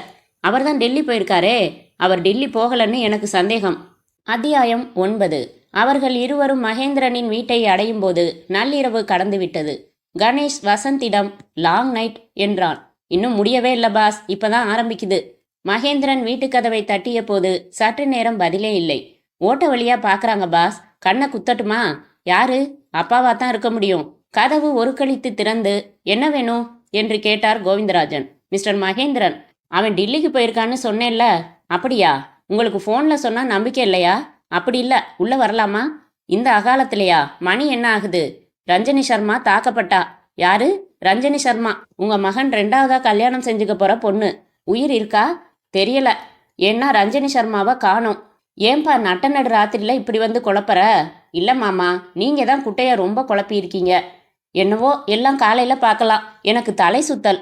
இருவரும் அந்த வீட்டை விட்டு புறப்பட்டு காரில் சற்று தூரம் சென்றதும் கணேஷ் காரை நிறுத்தினான். என்ன பாஸ், மாருதி நிக்காதே? வசந்த், நீ என்ன பண்ற? நேரா போய் அந்த வீட்டில் பின்பக்கமா சுவரேறி குதிச்சு எதையாவது திருடணுமா? வேணாம், மகேந்திரன் இருக்கானான்னு பாரு. எனக்கு என்னவோ அந்த ஆளு டெல்லிக்கு போகலன்னு சந்தேகம். என்னை ஜெயிலுக்கு அனுப்பாம விட போறதில்ல நீங்க என்றான் வசந்த். நான் போகட்டுமா? வேண்டாம், போடா, ஜெயிலில் போட்டா பெயிலில் எடுத்துடுறேன். வசந்த் அந்த இடத்தை விட்டு புறப்பட்டு மெல்ல இருளோடு நடந்து வீட்டின் பின்புறத்தை அடைந்து மாடியில் விளக்கு எறிவதை பார்த்து காம்பவுண்ட் சுவரில் ஏறி அதிலிருந்து சஜ்ஜாவில் கால் வைத்து கார் ஷெட் மொட்டை மாடி மார்க்கமாக மாடி ஜன்னலை எய்தி உள்ளே எட்டி பார்த்தான். மகேந்திரன் சாட்சாத் அங்கே உட்கார்ந்து கொண்டு வசந்தின் பார்வையில் இல்லாதவரிடம், 2 பேரும் நிச்சயம் சந்தேகப்படுறாங்கப்பா. ஒரு வழிக்கும் வரமாட்டான் போல இருக்கு. என்ன செய்யலாம்? மினிஸ்ட்ரியில் சொல்லி பாரேன். இல்லப்பா, இவங்க கேஸ் போடட்டும், பரவாயில்ல. கேஸ் போட்டா தொலைஞ்சடா நீ. நிச்சயம் அத்தனை சாட்சியும் உனக்கு எதிராக இருக்கு. அவ எழுதின லெட்டர்ஸ். அதுக்கு தான் மாற்று கடுதாசி காட்ட போறமே. அந்த வசந்துங்கிறவன் கல்லுளி மங்கன். கோர்ட்டுல நார் அடிச்சிடுவாங்க. மகேந்திரா, இந்த கேஸை எப்படியாவது தவிர்க்கிறது நல்லது. ரொம்ப தூரம் போயிடுச்சு. சாட்சிக்காரன் காலில் விழுறதுக்கு பதிலா சண்டைக்காரன் காலில் விழுங்குறாப்புல சதாசிவத்தோட காலிலேயே விழுந்துடலாம். ஒப்புத்துக்க மாட்டாரு. என்ன செய்யறது? ஒரே ஒரு வழிதான் இருக்கு. என்ன? கொஞ்சம் இருங்க, ஜன்னல்ல ஏதோ நிழல் தெரியுது. வசந்த் சரேல் என்று ஒரு தேர்ந்த திருடனின் வேகத்துடன் செயல்பட்டு குதித்து இறங்கிவிட்டான். ஜன்னலை திறந்து மகேந்திரன் எட்டி பார்த்து யாரு என்று கேட்பதற்குள் மாருதிக்கு ஓடி வந்து விட்டான். பாஸ், கை கொடுங்க. எப்படி உங்களுக்கு மகேந்திரன் டில்லி போகலன்னு தெரியும்? ஏதாவது இச்சினி வேலையா? சொல்லு. Mahendran is very much here. Delhi போகல. 2 பேரும் நாம கேஸ் போடுறத பத்தி ரொம்ப கவலையா பேசிக்கிட்டாங்க. ரஞ்சனி சர்மாவை பத்தி பேச்சு வந்ததா? இல்ல, ஒரே ஒரு வழிதான் இருக்குன்னு கடைசியில பேசிக்கிட்டாங்க. அந்த வழி என்னன்னு சொல்றதுக்குள்ள ஜன்னல்ல என்ன நிழலாடுதுன்னு பார்க்க வந்துட்டான். ஒரே குதி, பிடி உஷா மாதிரி ஓடி வந்துட்டேன். சரி, இப்ப வக்கீல் உத்தியோகம் இல்லைன்னா சுவரேறி குதிச்சு திருடலாம் நீ. ச, நல்ல வழிகள்லையே என் கலையை பயன்படுத்துவேன். சில்கு சுமிதா மாதிரி. சரி, நாளைக்கு சதாசிவத்துக்கிட்ட பேசி ஃபார்மலா ஒரு பெட்டிஷன் போட்டு கேஸை துவைக்கிறலாம். Jurisdiction Ahmedabad pass. அங்கேயும் போய் ஒரு பெட்டிஷன் சமர்ப்பிச்சுட்டு வரலாம். கொஞ்சம் பிரஸ்காரங்களை கூப்பிட்டு பப்ளிசிட்டி கொடு. அவங்களுக்கு டவுரி டெத், பிரைட் பர்னிங் எல்லாம் அல்வா. சரி, அதிகாலையில் போய் பிரதிமாவை பார்த்துட்டு எல்லா காகிதங்கள்லையும் கையெழுத்து வாங்கிட்டு வந்துடுறேன். நானும் வரேன். கையெழுத்து வாங்குறதுக்கு நீங்கள் எதுக்கு? இல்லை, சதாசிவம் கூட கொஞ்சம் பேசணும். ஃபோன் பண்ணிட்டு போயிட்டு வரலாம். மறுதினம் பிரதிமாவுக்கு வசந்த் ஃபோன் பண்ண, ஹாய், நான் தான் வசந்த் பேசுகிறேன். எந்த வசந்த்? ஹலோ வசந்த், ஞாபகம் இருக்குதானே? தாராளமா. உங்கள் கையை கூட ஒரு முறை புறா மாதிரி தடவி கொடுத்தேனே. சரி, என்ன விஷயம்? கேஸ் விஷயமா சில கையெழுத்துக்கள் வாங்கணும். எப்போ வரட்டும்? எப்போ வேணால் வரலாம். காலேஜ் இல்லையா? நீங்கள் வரீங்கன்னா லீவ் எடுத்துக்கிறேன். கேஸ் எடுத்துக்கிறதா தீர்மானிச்சிட்டிங்களா? ஆமாம். Very good. வாங்க வசந்த், காத்திருக்கேன். எப்போ வரீங்க? பாஸ், எத்தனை மணிக்கு போகலாம்? கணேஷ் 10 என்று விரல்களால் காட்டினான். எதுக்கும் பந்தோபஸ்தா இருங்க. மகேந்திரன் ஒரு மாதிரி முரட்டு ஆசாமி. நேத்திக்கு என்ன ஆச்சு தெரியுமா? ரஞ்சனி சர்மான்னு அவர் செக்ரட்டரி. அவர் 2வது கல்யாணம் செய்துக்க போறவ. அவளை யாரோ தாக்கி ஆஸ்பத்திரியில் அட்மிட் ஆகி ஆஸ்பத்திரிலையும் அவளை காணோம். அப்படியா? அதை ஏன் கேட்குறீங்க? அதுக்கப்புறம் எங்களை தாக்க 2 வெத்து குண்டர்களை அனுப்பியிருந்தாரு. ராத்திரி டிஷ்யூம். அப்படியா? உங்கள் மாப்பிள்ளை ரொம்ப பொல்லாதவர். பார்க்கறதுக்கு சாது மாதிரி இருந்துக்கிட்டு. அதைத்தான் நான் ஆரம்பத்திலே சொல்லிக்கிட்டு இருந்தேன். யாரும் நம்பலை. கண் தெரியாத எங்கள் அப்பாவையே அடிச்சிருக்காங்க. உங்களை தாக்க தயங்க மாட்டாங்க. எதுக்கும் ஜாக்கிரதையா இருங்க.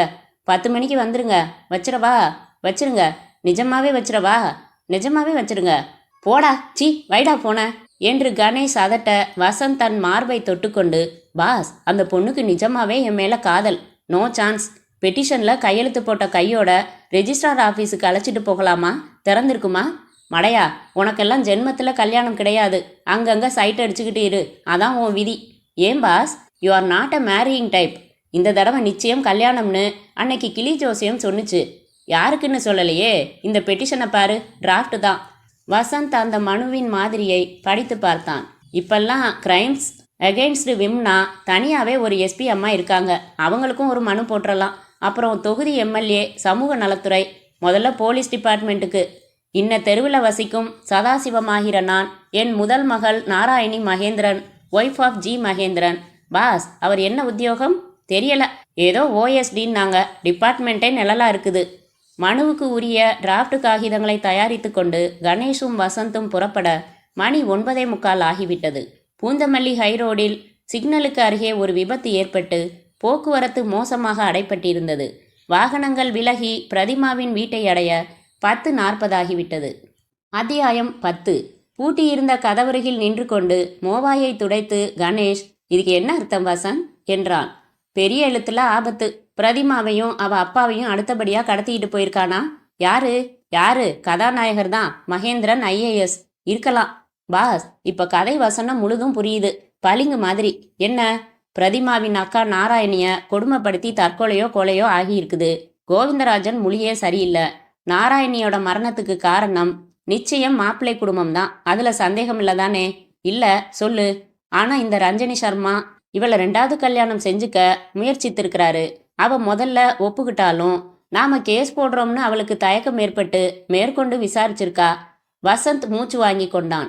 உண்மை வெளியே வந்திருக்கு. அதுக்கு தான் நம்மளை பார்க்க வரதா சொல்லியிருக்கா. அது எப்படியோ மகேந்திரனுக்கு தெரிஞ்சு போய் ஆள் அனுப்பிச்சு மண்டையில 4 சாத்து சாத்தி இருக்காங்க. அவ உயிர் போகல. ராயப்பேட்டை ஆஸ்பத்திரியில இருக்கான்னதும் அவளை எப்படியோ கடத்திக்கிட்டு போயிருக்காங்க. இந்நேரம் காலிங்கிறியா? ஆமா, இவங்களையும் காணோம். கவலையா இருக்குது வசந்த். நம்மளை வந்து பயப்படுத்தினாங்க பாருங்க, வெத்து குண்டாங்க. அவங்க இவங்களையும். இல்ல பாஸ். ஏண்டா? அங்க பாருங்க, எதிரே சதாசிவமும் பிரதிமாவும் வந்து கொண்டிருந்தார்கள். நல்ல வேளை இவளுக்கு ஏதும் ஆகல. என்ன சார், எங்க போயிருந்தீங்க? சதாசிவம் கிட்டே வந்ததும் கேட்டான். அவர் கணேஷின் குரலை அடையாளம் கண்டு கொண்டு, ஐயோ அது ஏன் கேட்குற கணேஷ், தக்க சமயத்துல வந்தீங்க. என்னாச்சு, மறுபடியும் அடிதடியா என்று பிரதிமாவை கேட்டான் வசந்த். பிரதிமா, உள்ள வாங்க, வாசல்ல நின்றுக்கிட்டு பேச வேணாம். உள்ளே சென்றதும், நீங்க 2 பேரும் ராத்திரி துணையா இருக்கணும் எங்களுக்கு. ஒரு ஆள் போதுமே, நான் ஒருத்தன் போதுமே. பாஸுக்கு ரொம்ப ஜோலி. கணேஷ் என்ன நடந்தது என்றான். என்னவோ பயங்கரமா நடக்குது. மகேந்திரன் ஆள் வச்சு எங்களை தீத்து கட்ட பார்க்குறான். யாராவது வந்தாங்களா? வீட்டுக்கு வெளியே வந்து சத்தம் போட்டுட்டு போனாங்க, நான் தனியா இருக்கிறப்ப. அப்புறம் பிரதிமா தனியா போன போது அவளை கிட்னாப் பண்ண முயற்சி பண்ணாங்க. நல்ல வேளை எதிர்த்த வீட்டில் ஒரு எஸ்ஐ இருக்காரு. அவர் தக்க சமயத்தில் வந்து காப்பாத்தினாரு. போலீஸ் ஸ்டேஷனுக்கு போய் புகார் கொடுத்துட்டு வரோம். கணேஷ், இந்த ஆள் ரொம்ப இன்காரிஜிபிள். மகேந்திரன் என்ன வேணாலும் செய்வான், கொலைக்கும் அஞ்சாதவன். வாஸ்தவம்தான், சமீபத்தில் நிகழ்ந்த நிகழ்ச்சிகளில் நிறைய மூர்க்கத்தனத்தை பார்த்தோம். ரஞ்சனி சர்மான்னு ஒரு பொண்ணு ஆஃபீஸில் தெரியும், என்னவோ அடிபட்டு கிடக்கிறாளாமே. எப்படி இருக்கான்னு சொல்ல முடியாத நிலை. ஏன்? மாயமா மறைஞ்சாச்சு ஆஸ்பத்திரியிலேருந்து. ஐயோ, பிரதிமா பயந்து போய் நகத்தை கடிக்க, நீங்க எதுக்கு நகத்தை கடிக்கிறீங்க? நாங்க வந்துட்டோம்ல, மாடியில் சௌகரியமா படுத்துக்க வசதி இருக்கா? கணேஷ், நீங்க எங்களை இந்த கேஸ் முடியற வரைக்கும் எங்களை விட்டு விலகவே கூடாது. கேஸ் போட்டுருவோமா? நிச்சயம் போட்டுத்தான் ஆகணும். அவன் கொட்டத்தை அடக்க. That's the spirit Sadasivam. கவலைப்படாதீங்க. உங்க பொண்ணை கண்ணும் கருத்துமா பார்த்துக்கிட்டு கேஸ் போட்டு இந்த ஐஏஎஸ்ஸை தகர்க்கலன்னா என் பேர் வசந்த் இல்லை. அப்பா, இப்பதான் நிம்மதி என்றாள் பிரதிமா. கொஞ்சம் யூக்கலிப்டஸ் ஆயில் கையில் தேய்ச்சிக்கிட்டா சரியாயிடும். வரீங்களா? இப்பவா? இப்ப இல்லை என்றான் கணேஷ். உட்காருங்க. சில பெட்டிஷன்கள் தயாரிக்கணும், ஒரு போலீஸ் கம்ப்ளைண்ட் கொடுக்கணும். அகமதாபாத் காகிதங்களை எல்லாம் கொண்டாங்க. அப்பாவும் பாஸும் கேஸை விபரமாக பேசிக்கிட்டு இருக்கிறப்ப நாம டிஸ்டர்ப் பண்ண வேணாம். பிரதிமா, வாங்க மாடிக்கு போகலாம். இங்கேயே பேசுங்க, உங்களுக்கு டிஸ்டர்பாக இருக்கும். கணேஷ் வசந்தை முறைத்து பார்த்து, வசந்த், நோ மங்கி ட்ரிக்ஸ் என்றான். Boss, trust me. பிரதிமாவுடன் மாடிக்கு போய் பால்கனியிலிருந்து தெருவில் போவோர் வருவோரை பார்த்து கொண்டிருந்த வசந்த், பிரதிமா, உங்களை எப்போ முதல்ல பார்த்தேன்? மறக்கவே இல்லை. காவி கலரில் சொக்காயும் கிளிப்பச்சை நிறத்தில் மேல் துண்டும் காதில் நீல நிற தொங்கட்டானும் அணிஞ்சு பல்லுக்கு கிளிப் போட்டிருந்தீங்க. எடுத்துட்டீங்களா? எடுத்துட்டேன். அந்த சமயத்தில் எனக்கு டெம்பரேச்சர் ஒரு 8 டிகிரி செல்சியஸ் எகிர்னது இன்னும் குறையல. தொட்டு பாருங்க. எதனால என்றாள். ஐயோ, இவ்வளவு இன்னசென்ட்டா, இவ்வளவு மில்கா நீங்க பேசுறதே எனக்கு தமாஷா ஆறுதலா இருக்கு வசந்த். எத்தனை பயமா இருந்தது தெரியுமா அவங்க ஜன்னல் மேல கல்லெறிஞ்சப்ப. அப்படியா? மார் படக்கு படக்குன்னு அடிச்சுக்கிச்சா? ஆமா, எங்க பார்க்கலாம் என்று வசந்த் தொட்டு பார்த்தான். ஆமா, புறா குஞ்சு மாதிரி அடிக்குது. அவள் இயல்பாக அவன் கையை நீக்க, யூக்கலிப்டஸ் தேய்ச்சா சரியா போயிடும். ஆயில் இல்லையே, ஏதாவது ஆயில் இருக்காதா வீட்டில்? தேங்காய் எண்ணெய் விவிடி இருக்கு, கொண்டாங்க தேய்ச்சி விடுறேன். எங்க? அது ஆளுக்கு ஆள் மாறும். அவங்க தேஜஸை பார்த்து தீர்மானிக்கணும். அவள் நிஜமாகவே தைலம் எடுத்து வர, லெட்மி சி, உங்களுக்கு இடுப்பில் தேய்க்கலாம்னா, இடுப்பே இல்லையே, கிட்ட வாங்க. அப்போது கணேஷ் நுழைந்து, கிட்ட வா, நானும் வரட்டுமா? என்ன அது தைலம் எல்லாம்? பயத்துக்கு தேய்க்கலாம்னாரு வசந்த். ஆரம்பிச்சிட்டியா? போடா கீழே. மிஸ், இவன் உத்தேசம் தைலம் தேய்க்கிறதோட நிற்காது. இவனை நம்பாதீங்க. இல்லையே, தமாஷா பேசிக்கிட்டு தானே இருக்காரு. தமாஷா பேசிக்கிட்டு. வாடா. கரடி கரடி என்று அவனை திட்டிக்கொண்டு கீழே வர, சதாசிவம் கையெழுத்து போட உதவிக்கு காத்து கொண்டிருந்தார். வசந்த், இதை நாளைக்கு நியரஸ்ட் போலீஸ் ஸ்டேஷனில் கொடு. முதல்ல ஒரு petition prayer, open the case. We have reason to believe that my daughter Narayani, wife of. Pratima tea போட உள்ளே போக, வசந்த் சதாசிவத்தின் அருகில் உட்கார்ந்து கொண்டு, பயப்படாதீங்க மாமா சார், கோர்ட்டில் பூந்து விளையாடுவோம். முதல்ல இது கோர்ட்டுக்கு வராது, போலீஸ் விசாரிக்கணும். பாஸ், ஒரு ரிட் போட்டுட்டா என்ன? ரிட் ஆஃப் மாண்டமஸ் போடலாம். பிரதிமா டீ கலக்கி கொண்டே உள்ளே வந்தவள், அப்படின்னா என்ன? அதாவது பிரதிமா, வந்து ரிட்டில் 5 வகை இருக்கு. சர்டிரியோராரி, ஹேபியஸ், கார்ப்ஸ், மாண்டமஸ். டேய் போதும்டா பிரதிமா, இவன் ரொம்ப ரீல் விடுவான், சந்து கிடைச்சா போதும். ராத்திரி ரம்மி ஆடினார்கள். சதாசிவம் 8:30க்கே படுத்து விட்டார். வசந்தை ரூமுக்கு போய் சில ஆடைகளை எடுத்து வர அனுப்பி வைத்தான் கணேஷ். பிரதிமா சாப்பிட்டு விட்டு, உங்க வசந்த் நல்லவர், ரொம்ப நல்லவர், ரொம்ப தமாஷ் அந்த ஆளு. பிரதிமா, அவன் ரொம்ப கொஞ்சுவான், ஓசப்படாம கணக்கு பண்ணிடுவான், ஏமாத்திடுவான். உலகத்துல இருக்கிற அத்தனை பொண்ணுங்களும் அவனுக்கு இஷ்டம். சதாசிவம் கட்டிலில் படுத்து கொண்டிருந்தவர், ஆமா பிரதிமா, கணேஷ் சொல்றத கேளு. He is a matured man. இந்த புஸ்தகம்லாம் யார் படிக்கிறாங்க? நான் தான் என்றார் சதாசிவம். அப்போ ஒரு காலத்தில் உங்களுக்கு கண்ணு தெரிஞ்சுக்கிட்டு இருந்தது. 4 வருஷமா கிளாக்கோமா வந்து ஆப்ரேஷன் கொஞ்சம் லேட்டாக போய், ஆப்டிக்கல் நர்வ் வீக்காக போய் 4 வருஷமா பார்வை மங்கி போச்சு. கணேஷ் அலமாரியிலிருந்து புத்தகங்களை புரட்டினான். உங்களுக்கு ராபின்ஹுட் பிடிக்கும் போல என்றான். ராத்திரி பிரதிமாவுடன் வினோதமான செஸ் ஆடினான். ஒவ்வொரு மூவையும் அவள் சதாசிவத்திடம் சொல்ல, பிஷப்பால யானையை வெட்டு என்று அவர் அந்த செஸ் போர்டின் வடிவத்தை மனப்பாடத்தில் ஆடினார். கணேஷ் தான் ஜெயித்தாலும் ரிமார்க்கபிள் சார், கிராஃபிக் மெமரி. கண் தெரிஞ்சப்ப நிறைய செஸ் ஆடியிருக்கேன் என்றார். வசந்த், சாருக்கு கண் மட்டும் தெரிஞ்சா உலகத்தையே தெரிய வேணாம்ப்பா, என் பொண்ணு செத்து போனதை பார்த்துருக்க வேண்டாம்ப்பா என்றபோது அவர் கலங்கிய கண்களில் கண்ணீர் வரம்பிட்டது. கவலைப்படாதீங்க சார், உங்க மாப்பிள்ளைக்கு தண்டனை கிடைக்கும்படி செய்கிறோம் என்றான் கணேஷ். அவன் தூக்கு தண்டனை பெறக்கூடாது, ஆயுள் தண்டனை கிடைச்சு அணுவா செஞ்ச காரியத்துக்கு வருத்தப்படணும். தூக்குல போட்டா நிமிஷத்துல காரியம் முடிஞ்சிடுது. அவன் ஜெயிலுக்கு போறதுக்கு முன்னாடி ஒரு முறை என் முன்னால கொண்டு வர ஏற்பாடு செய்யுங்க கணேஷ். எதுக்கு என்றான் வசந்த். அப்படியே மூஞ்சில பிளேடால கீறணும், நெருப்பு பெட்டி வச்சு சட்டையை பத்த வைக்கணும் என்றார் சதாசிவம். வெறுப்பில் அவர் கண்கள் ஒளிர்ந்தன. அத்தியாயம் 11. மறுதினம் வசந்த் சுறுசுறுப்பாக போலீஸுக்கு மனு தயார் செய்தான். எந்த போலீஸ் ஸ்டேஷன்னு தான் பாஸ் குழப்பமா இருக்கு? சதாசிவம் இருக்கிற ஏரியாவில் தான் கொடுக்கணும். சம்பவம் நடந்தது அகமதாபாத். அவங்க கேஸை டிரான்ஸ்ஃபர் பண்ணிக்கட்டும். நம்மளை பொறுத்த வரைக்கும் எந்த போலீஸ் ஸ்டேஷனில் வேணா புகார் பண்ணலாம். கொஞ்சம் பப்ளிசிட்டியோட இதை பண்ணலாம் பாஸ். பத்திரிக்கைக்காரங்களை கூப்பிட்டு. வேணாம் வசந்த், மிகைப்படுத்த வேணாம், ஹைப் வேணாம். வசந்த் அவன் சொல்வதை கேட்காமல் டெலிஃபோனை சுழற்றி, யாரு? ஜெயந்தா, எப்படி இருக்க? சிஸ்டர் சௌக்கியமா? கல்யாணம் ஆயிடுச்சா? என்ன ஒரு பாதகம், என்கிட்ட ஒரு வார்த்தை சொல்லக்கூடாதா ஜெயந்த்? நான் உன்னை கூப்பிட்டது எதுக்குன்னா, கணேஷ் அவனை முறைத்து பார்ப்பதை கவனிக்காமல், மகேந்திரன்னு ஒரு பட்சி IAS ஆஃபீஸர் இருக்காரு. அவங்க ஒய்ஃப் சமீபத்தில் எரிஞ்சு போயிருக்காங்க. அதை ஹஷ் பண்ணியிருக்காங்க. மனைவி சந்தேகமான சூழ்நிலையில் இறந்ததால கேஸை மறுபடி கிளப்ப போகிறோம். கொஞ்சம் பப்ளிசிட்டி வேணும். வசந்த் ஃபோனை வைத்தான். ஃப்ரெண்டு ஜெயந்த், PTI பாஸ், கொஞ்சம் தலைவாரிக்கங்க. ஃபோட்டோ எடுக்கிறப்ப தலை களைஞ்சிருக்க கூடாது. வசந்த், நீ பண்ணுறது ரொம்ப தலைகீழ்த்தனமாக இருக்கு. கேஸ் அவங்க எடுத்துக்கிட்ட அப்புறம் எதுக்கு பப்ளிசிட்டி? பாஸ், உங்களுக்கு விவரம் தெரியாது. இதுக்கெல்லாம் ப்ரெஸ் கவரேஜ் வேணவே வேணும். பாருங்க, டிவியில் கூட வருவாங்க. இப்பெல்லாம் பயங்கர ஆட்டானமி. ஜெயந்த் சொல்லி வைத்தார் போல அரை மணிக்குள் போட்டோகிராஃபர் இளைஞனுடன் வர, வந்தாச்சு என்றான் வசந்த். ஜெயந்தா வா சொல்கிறேன், ஆதி பருவத்திலிருந்து சொல்லு. சார் ஒதுங்கிக்கிறீங்களா? கணேஷ் நடப்பது பிடிக்காமல், மிஸ்டர் ஜெயந்த், முதல்ல நாங்கள் பெட்டிஷன் கொடுக்க போகிறோம். அதுக்கப்புறம் to reopen the case. பயப்படாதீங்க. யார் இந்த IAS சொல்லுங்க. மகேந்திரன்னு. பேட்டி முடிஞ்ச உடனே அவரையும் போய் பார்த்துடலாம். விக்டிம் பேரு நாராயணி. ஆமாம், அப்பா பேரு சதாசிவம், தங்கை பேரு பிரதிமா. தங்கைகளில் ஸ்பெஷலிஸ்ட் ஆச்சே இவன். சார் கணேஷ், இவனை எப்படி வச்சுக்கிட்டு இருக்கீங்க? ரொம்ப உமனைசராச்சே. டேய், அதெல்லாம் திருந்திட்டேன்டா.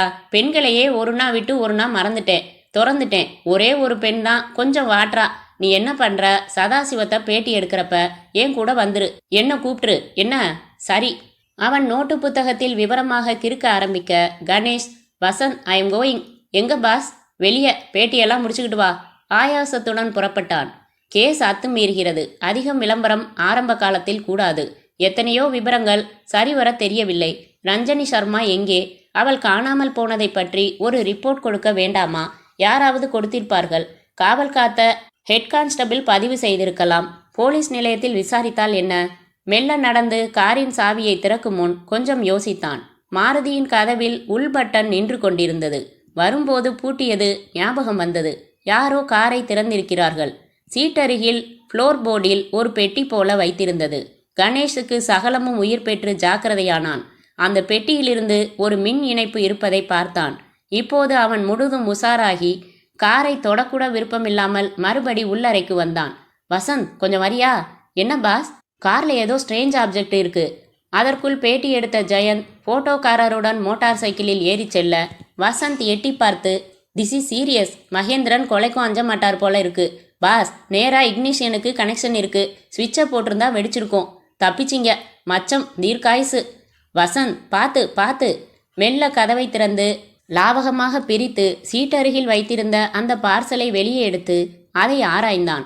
வெடிச்சிருந்தா கூரை பிஞ்சிருக்கும். பாஸ், எனக்கு என்னவோ இந்த கேஸ் பின்னணியில் வேற ஒரு நரம்பு ஓடுதுன்னு தோணுது. கேவலம் 1.5 டவுரிக்காக இத்தனை வன்முறை கொஞ்சம் அதிகமாக படலை? ஆமாம் வசந்த், எனக்கும் அதுதான். இந்த மாதிரி டப்பா எல்லாம் பஞ்சாப்ல தான் விற்கிறாங்கன்னு நினச்சேன். நம்ம ஊருக்கே வந்துருச்சா? Vasanth, don't touch it. இல்லை பாஸ், ரொம்ப க்ரூட் பாம் இது. சும்மா பேட்டரி கனெக்ஷன் கொடுத்து சர்க்கியூட் கம்ப்ளீட் ஆனால் ஸ்பார்க் வரும், வெடிக்கும். எதுக்கும் ஒரு ஓரமாகவே வை, போலீஸுக்கு ஒப்படைச்சிடலாம். அவங்க பெருசாக பாம் டிஸ்போசல் ஸ்குவாடு கொண்டு வரட்டும். ஒரு ஓரமாக வராந்தாவில் வச்சிரு. பாஸ், உங்களுக்கு பஞ்சாப் ரோட்வேஸ் ஜோக் சொன்னேனோ? போலீஸுக்கு சொன்னபோது வசந்த் சொன்ன மாதிரி ஒரு படையே வந்து சேர அந்த டப்பாவை ஜாக்கிரதையாக கையாண்டு எடுத்து செல்ல, கணேஷ், கொஞ்சம் ஸ்டேஷன் வரைக்கும் வந்துட்டு போங்க என்றார் இன்ஸ்பெக்டர் திருநாவுக்கரசு என்கிறவர். சொல்லுங்க, யாருக்கு உங்கள் மேலே பாம் வைக்கிறாப்புல விரோதம்? அதை ஏன் கேட்குறீங்க அரசு? மகேந்திரன்னு ஒரு IAS அதிகாரி இருக்காரு. என்ன டிபார்ட்மெண்ட்? அது என்னவோ பேர் தெரியாத டிபார்ட்மெண்ட்.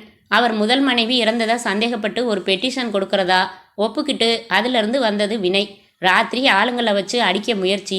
மாமனார்காரர் கண் தெரியாத கிழவர், அவரை அடிச்சு போட முயற்சி. அப்புறம் பிரதிமான்னு சிஸ்டர் இன்லா. IAS ஆஃபீஸரா? ஆமாங்க. ஆச்சரியமாக இருக்குதுங்க. அப்புறம் கேளுங்க, ராயப்பேட்டை ஆஸ்பத்திரியில் என்ன ஆச்சுன்னா, வசந்த் எல்லா விவரங்களையும் சொல்ல அரசு உங்களுக்கு ஒரு போலீஸ் ப்ரொடெக்ஷன் கொடுத்துட சொல்லட்டுமா? வேணாம், 6லையும் 100லையும் சாவுன்னு வள்ளுவர் சொன்னார். மகேந்திரன்னு கேள்விப்பட்ட பேரா இருக்கு. ஏன்பா ஹெட் கான்ஸ்டபிள்? சற்று நேரம் முன்னாடி அவர் தான் ஒரு கம்ப்ளைண்ட் கொடுக்கணும்னு ஃபோனில் சொன்னாருங்க என்றார் ஹெட் கான்ஸ்டபிள். என்னவா என்றான் கணேஷ். இந்த மாதிரி நீங்கள் 2 பேரும் கேஸ் போடுவேன்னு தொந்தரவு பண்ணுறீங்களாம், ஹராஸ்மெண்ட் பயமுறுத்துனீங்களாம். அட பாவி, அப்படியா சேதி? அவரையே போய் பார்த்துடலாமே. போலீஸில் இதையே தீவிரமாக எடுத்துக்கிறதுக்கு முன்னாடி ரஞ்சனி சர்மா எங்கன்னு கேளுங்க அவனை. நீங்களே கேளுங்களே. வசந்த், கணேஷ், இன்ஸ்பெக்டர் திருநாவுக்கரசு மூவரும் மகேந்திரனின் வீட்டுக்கு போன போது கோவிந்தராஜன் தான் வரவேற்றார். நாராயணியின் படம் ஃப்ரேம் போட்டு மாட்டியிருந்தது ஹாலில். உட்காருங்க, வர சொல்கிறேன் என்றார். உள்ளே போனார். பார்த்தா அப்படியே பீஸ்ஃபுல்லாக இருக்கே. சற்று நேரத்தில் மகேந்திரன் உள்ளே வந்தார். வெள்ளை ஜிப்பாவும் வேட்டியும் துல்லியமாக இருந்தார். Hello inspector. Hello mister Ganesh. சௌக்கியமா வசந்த்? எப்படி இருக்கீங்க? என்ன சார் நாடகம்? திருநாவுக்கரசு, சார், இவங்க உங்கள் பேரில் பெரிய கம்ப்ளைண்ட் கொடுக்க போகிறாங்க என்றார்.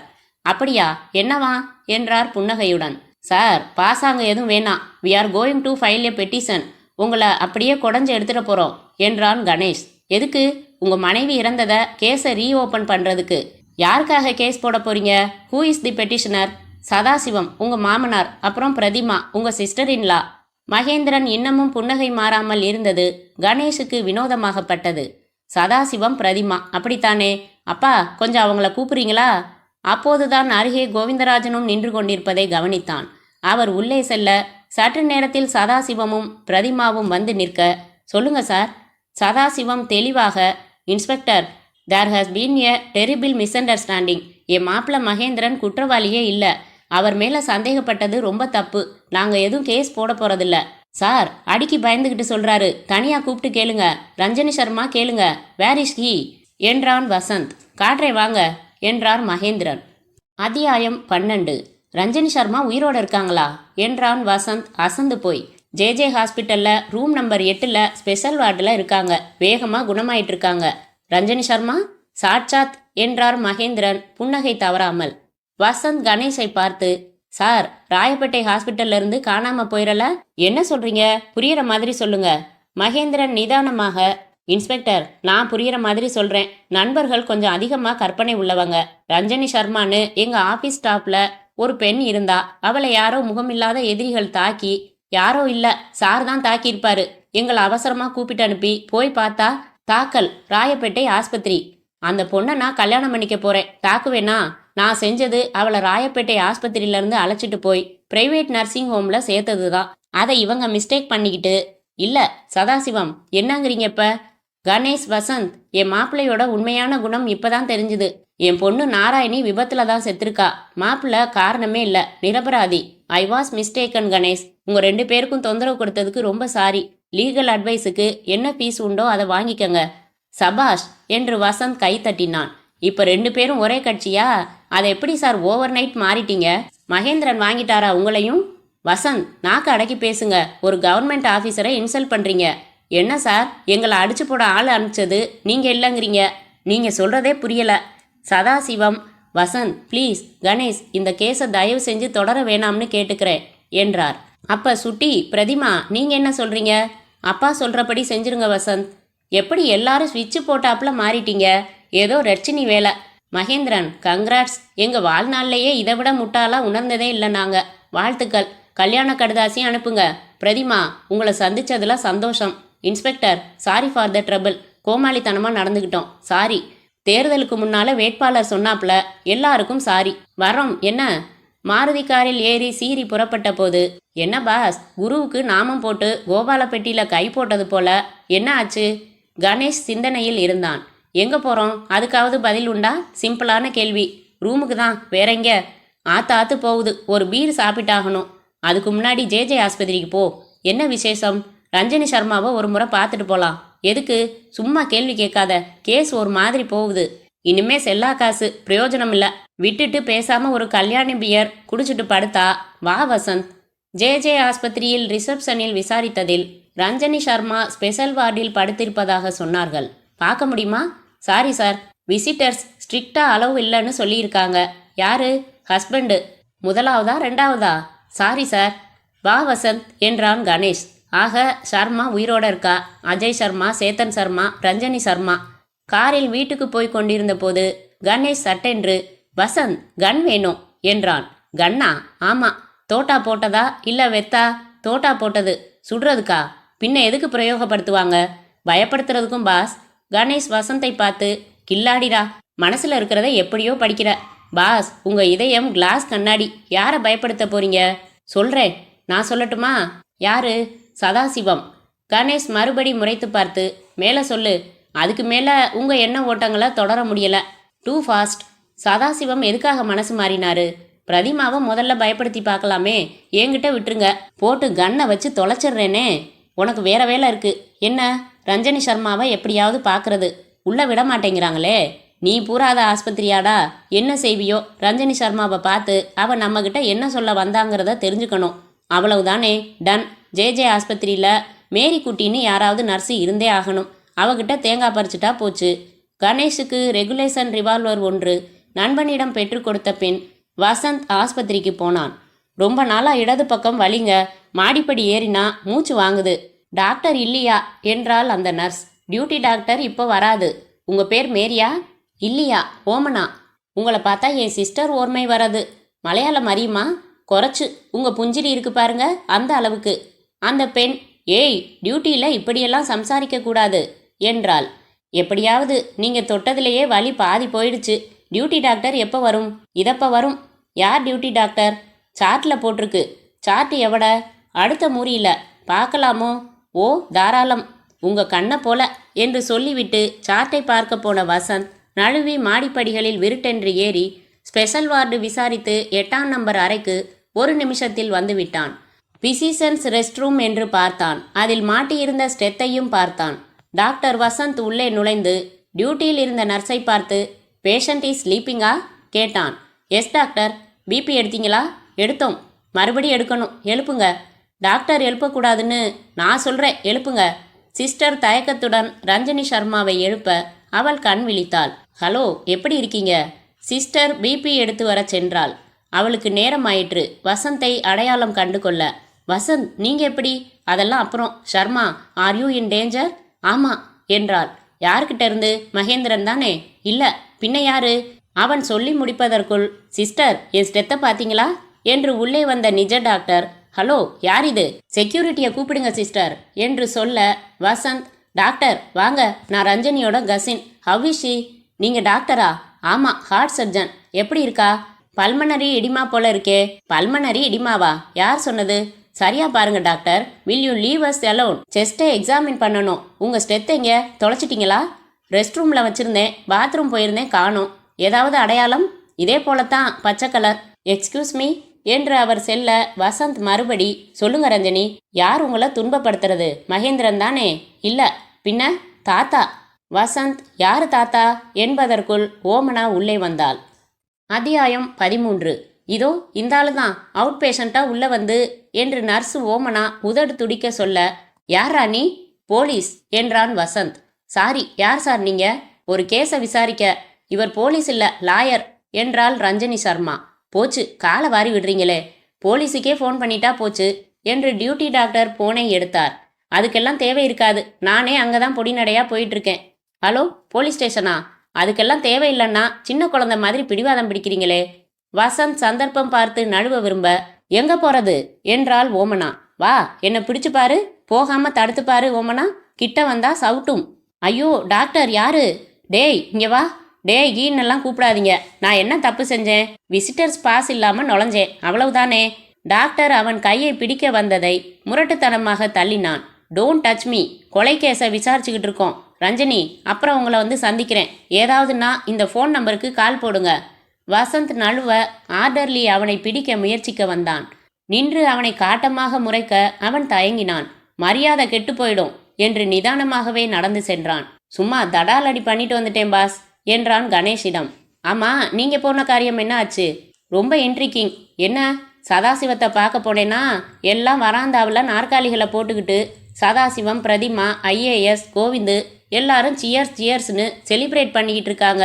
நிலா வெளிச்சத்தில் லைம் சோடா, ஸ்காட்சு. கன் எடுத்து போனது வெத்துதானா? எல்லாம் நிஜமாவே சமாதானமாயிட்டாங்க. பாஸ், மிற்ற வேண்டியதுதான். ரஞ்சனியை பாத்தியா? பார்த்தேன் பாஸ். முழு விபரமும் கிடைக்கல. அதுக்குள்ள வேஷம் களைஞ்சிடுச்சு. என்ன விபரம் கிடைச்சது? தாத்தா தான் காரணம்னா.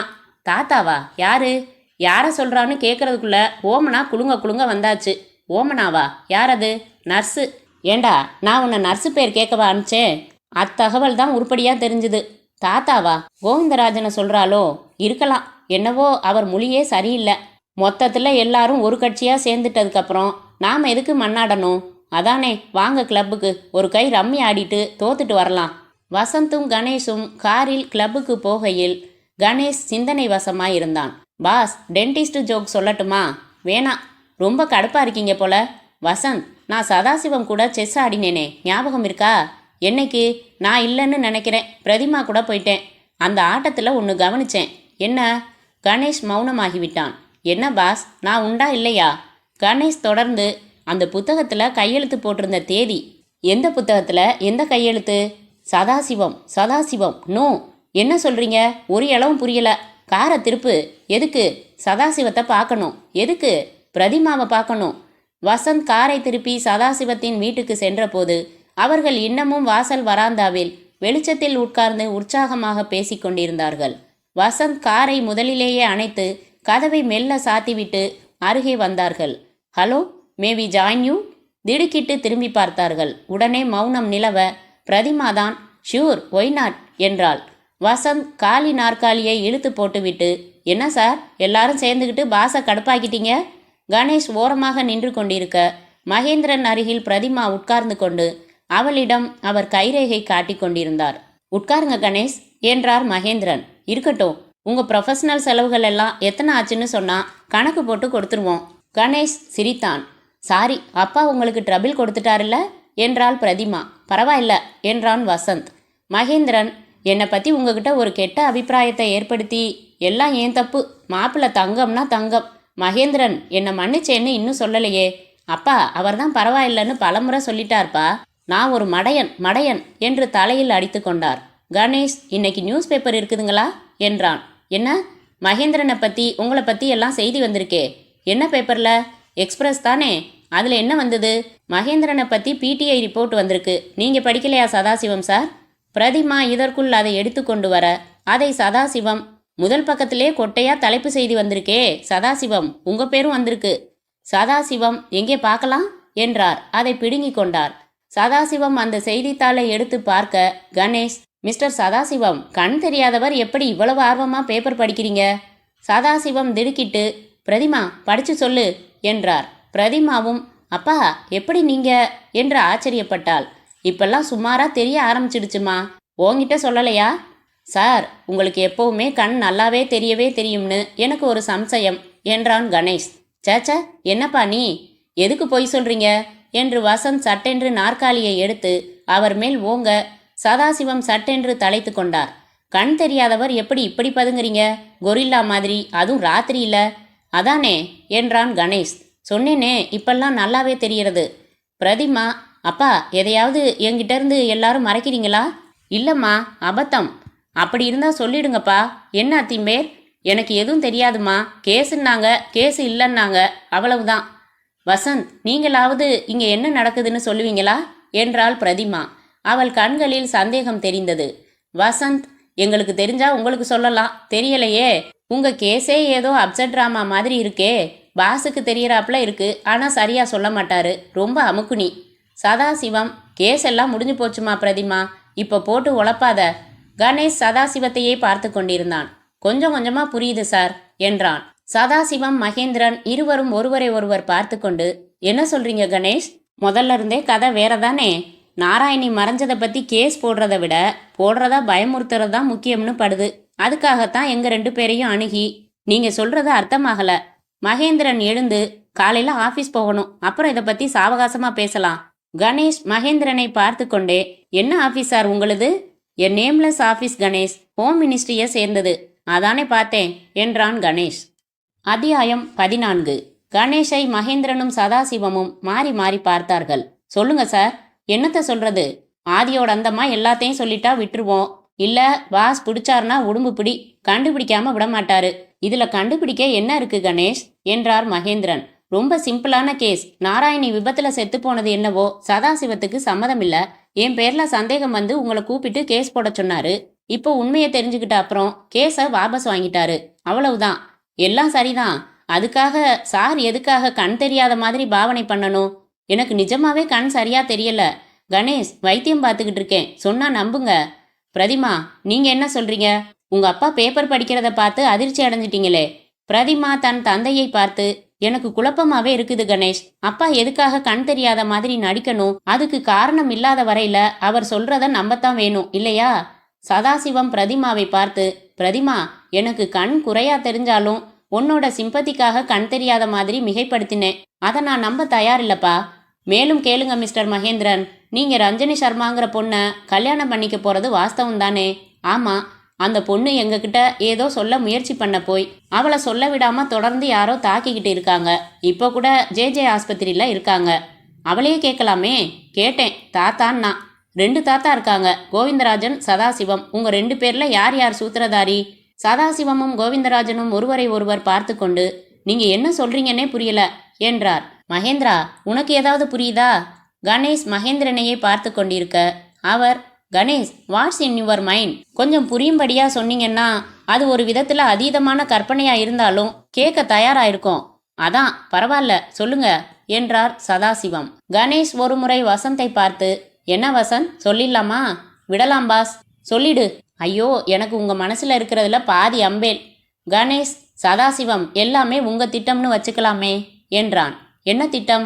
மகேந்திரனை பயமுறுத்தி காரியம் பண்ண வைக்கணும்னு நீங்க விரும்புனீங்கன்னு வச்சுக்கலாம். என்ன காரியம்? அதை பத்தி இப்பவே பேச வேணாம்.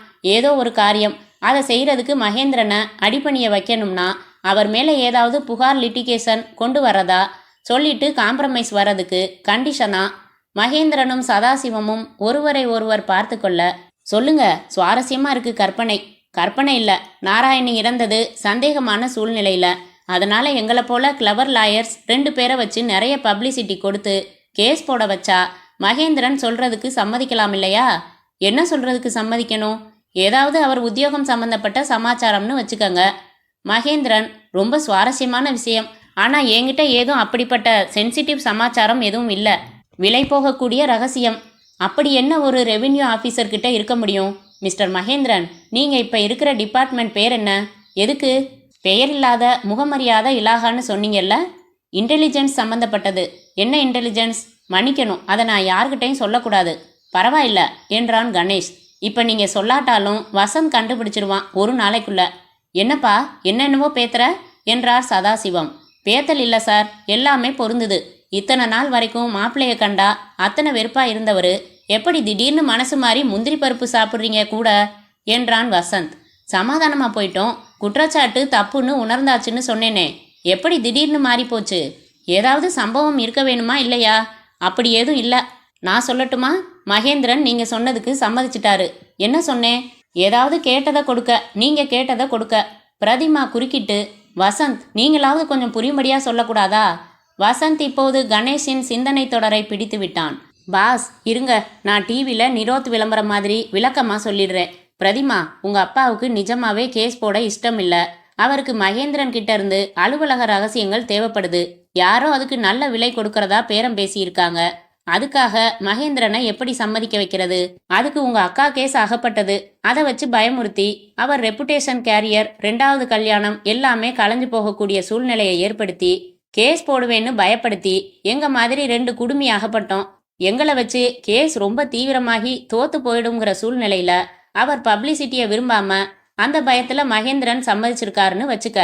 எக்ஸலண்ட் என்று மகேந்திரன் கைத்தட்டி, இதுல எதையும் நீங்க நிரூபிக்க முடியாது, எல்லாமே கட்டுக்கதை, போயிட்டு வாங்க என்றார். வரோம், ஆனா இதை விடமாட்டோம். டில்லியில தெரு வைத்தியன் காது குடையிறான் பாருங்க, அந்த மாதிரி குடைய போறோம். ஆல் தி பெஸ்ட் என்றார் மகேந்திரன். பிரதிமா, என்னப்பா 2 பேரும் உளர்றாங்க, கேட்டுக்கிட்டே இருக்கீங்க. நீங்க பண்ண சதியா இதெல்லாம்? என்ன ரகசியம் அத்திம்பேர்? அதெல்லாம் ஒண்ணுமில்லம்மா. இன்னும் ஒரு 2 மணி நேரத்துல அத்தனையும் வெளியே வந்துடும் பாருங்க. ஸ்ட்ரைக் முடிஞ்சதும் கார்ப்பரேஷன் குப்பை வண்டி மாதிரி போடா என்றார் சதாசிவம். கணேஷ் மகேந்திரனை பார்த்து, சாரி மகேந்திரன், நீங்க சொன்னாப்ல எல்லாமே என்னோட கெஸ் ஒர்க்கு தான், யூகம்தான். இந்த மாதிரி தான் நடந்ததுன்னு சொல்லல, இந்த மாதிரி நடந்திருக்கலாம்னு சொல்றோம், அவ்வளவுதான் என்று எழுந்து அவன் கையை இருக்க பலமாக குலுக்கினார். திரும்ப போகும்போது வசந்த், என்ன பாஸ் கடைசியில புத்தியை காட்டிட்டீங்களே, சேம் சைட் கோல் போட்டுட்டீங்களே. வசந்த், முதல்ல மகேந்திரன் என்ன வேலை பார்க்குறாரு, அவர் உத்தியோகம் என்ன, எந்த டிபார்ட்மெண்ட் எல்லாம் தெரியணும். அதுக்கு முன்னாடி ரஞ்சனி சர்மா என்ன சொல்ல வந்தா அதை தெரிஞ்சுக்கணும். எல்லாம் சரிதான் பாஸ், நீங்க சொன்னாப்லையா நடந்தது? சும்மா ஒரு தடாலடி பண்ணி பார்த்தேன். நேரடியா ஒரு விளக்கம் இருக்கலாம் இல்லையா? அந்த ஆள் எதுக்காக கண் தெரியாத மாதிரி ஆக்ட் பண்ணணும்? அதான் பொருந்தல வசந்த். ஏதோ காரணம் சொன்னாரே, சரியா இல்லை. அப்புறம் அந்த கேஸில் இருந்த வயலன்ஸ், நம்மளை அடிக்க பார்த்தது, ரஞ்சனி சர்மாவை தாக்கினது.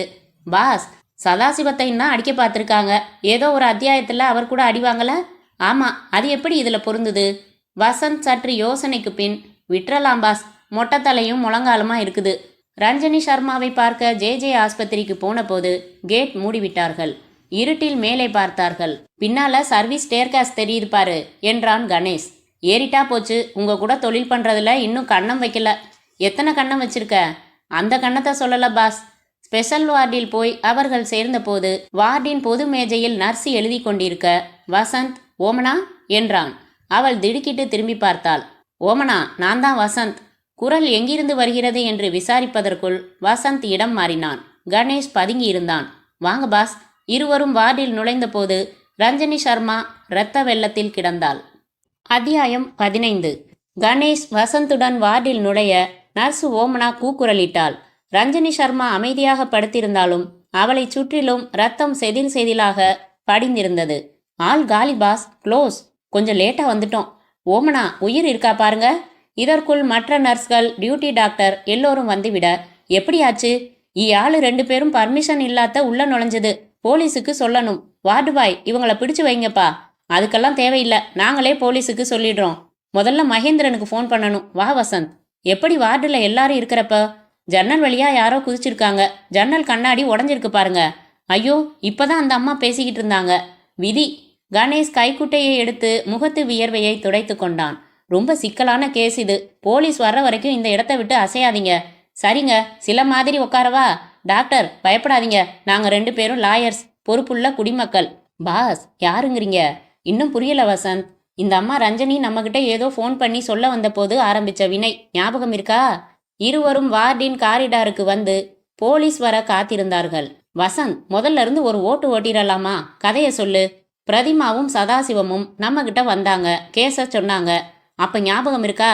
நீ ஒரு முறை அவர்கிட்ட பேர் கேட்டபோது சதாசிவம் சார் ஒரு முறை நடேசன்னாரு. அப்படியா? எனக்கு ஞாபகம் இல்ல. நீதான் பிரதிமாவை பார்த்துக்கிட்டு இருந்தியே. அப்பவே சதாசிவத்துக்கு தன்னுடைய உண்மையான பேரை சொல்றதுல தயக்கம் இருந்திருக்கு. கவனிச்சியா? கில்லாடி பாஸ் நீங்க. அப்புறம் மகேந்திரனை போய் பார்த்தோம். அந்த சூழ்நிலையில வரதட்சணை கொடுமையும் வேணும்னுட்டே எரிச்சதையும் பொருத்த முடியல. எதுக்காக நாராயணிய நான் கொல்லணும்னு உருக்கமா கேட்டார் மகேந்திரன். நம்பும்படியாத்தான் இருந்தது இல்லையா? கடிதங்கள் காண்பிச்சதை சொன்னபோது மகேந்திரன் கொஞ்சம் ஜகா வாங்கிட்டாரு. இதை விட முக்கியம், அவர் இன்னைக்கு எஸ்ஏ வர்றாரு, மீட்டிங் இருக்குன்னு சொன்னாரே, அதை கவனிச்சியா? இல்ல பாஸ். எஸ்ஏன்னா என்ன? தெரியாது பாஸ். நான் தெரிஞ்சுக்கிட்டேன். Scientific advisor. மகேந்திரன் வேலையில் இருக்கிறது இராணுவ ஆராய்ச்சி சம்பந்தமா ஒரு பெயர் தெரியாத இலாகா. வசந்த் யோசித்து அச்சா அச்சா என்றான். இப்போ கொஞ்சம் மஞ்சு விலகிறது. நாராயணியை அவங்க நேரடியாக கொன்னுருக்காட்டாலும் ரொம்ப கொடுமைப்படுத்தியிருக்காங்கன்னு தெரியுது. இந்த present mood of the country, நாட்டில் இப்போ உள்ள உணர்ச்சிகரமான சூழ்நிலையில் நாம் கேஸ் போட்டிருந்தா நிச்சயம் ஜெயிச்சிருக்கோம். மகேந்திரனுக்கும் அவர் அப்பா அம்மாவுக்கும் தண்டனை கிடைச்சிருக்கும். இதை மகேந்திரன் நல்லாவே தெரிஞ்சுக்கிட்டு இருந்தாரு. அதுக்காகத்தான் டாக்டர் இன்லா எழுதுனதாக கடுதாசியெல்லாம் காட்டி நம்மளை குழப்ப பார்த்தாங்க. ரொம்ப டெஸ்பரேட்டாக போயிட்டாங்க.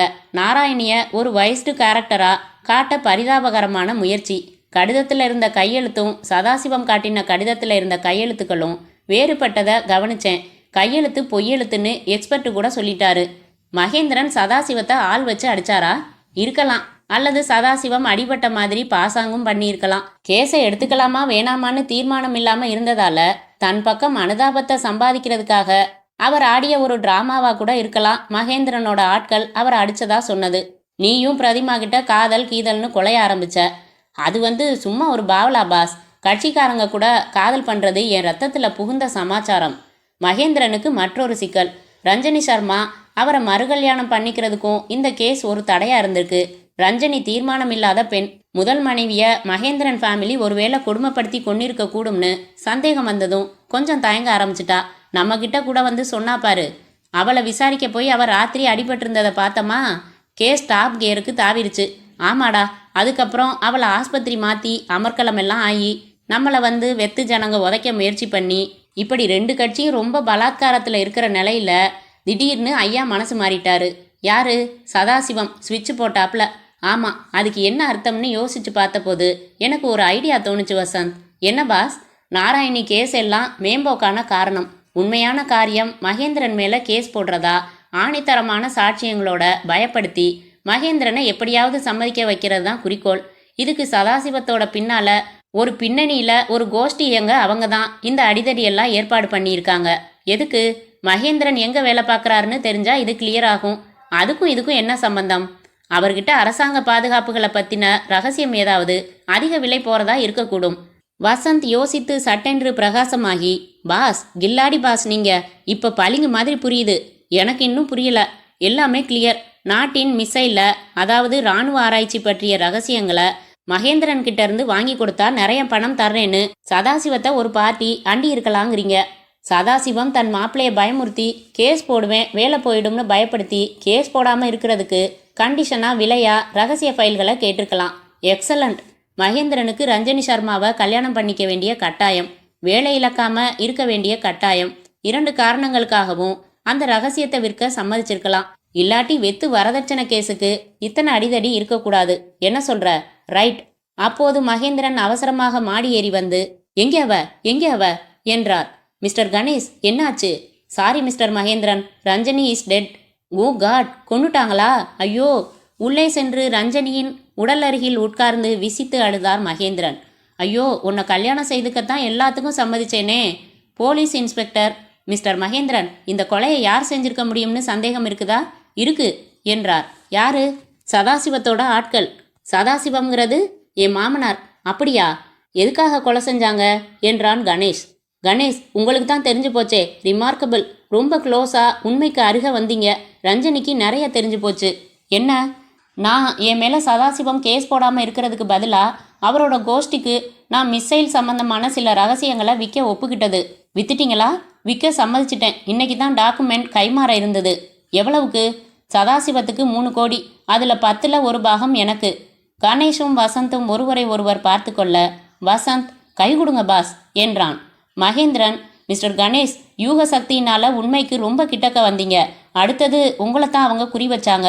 ரஞ்சனியை இந்த ஆஸ்பத்திரியில் கொண்டு வந்து வச்சது நான் தான். அது அவங்களுக்கு தெரியாது. நீங்கள் வந்திருந்த போது சொல்லிட்டீங்க. சதாசிவம் உடனே அடியாளுங்களுக்கு ஃபோன் பண்ணியிருக்காரு. கொலைகாரங்க முந்திக்கிட்டாங்க. ரஞ்சனி, மை லவ், இனிமே எதுக்கு பணம் எனக்கு? யாருக்காக நான் சம்பாதிக்கணும்? மகேந்திரன், உங்க எல்லாரையும் இயக்கிய சூத்திரதாரி யார் தெரியுமா? சொல்றீங்களா என்றான் கணேஷ்.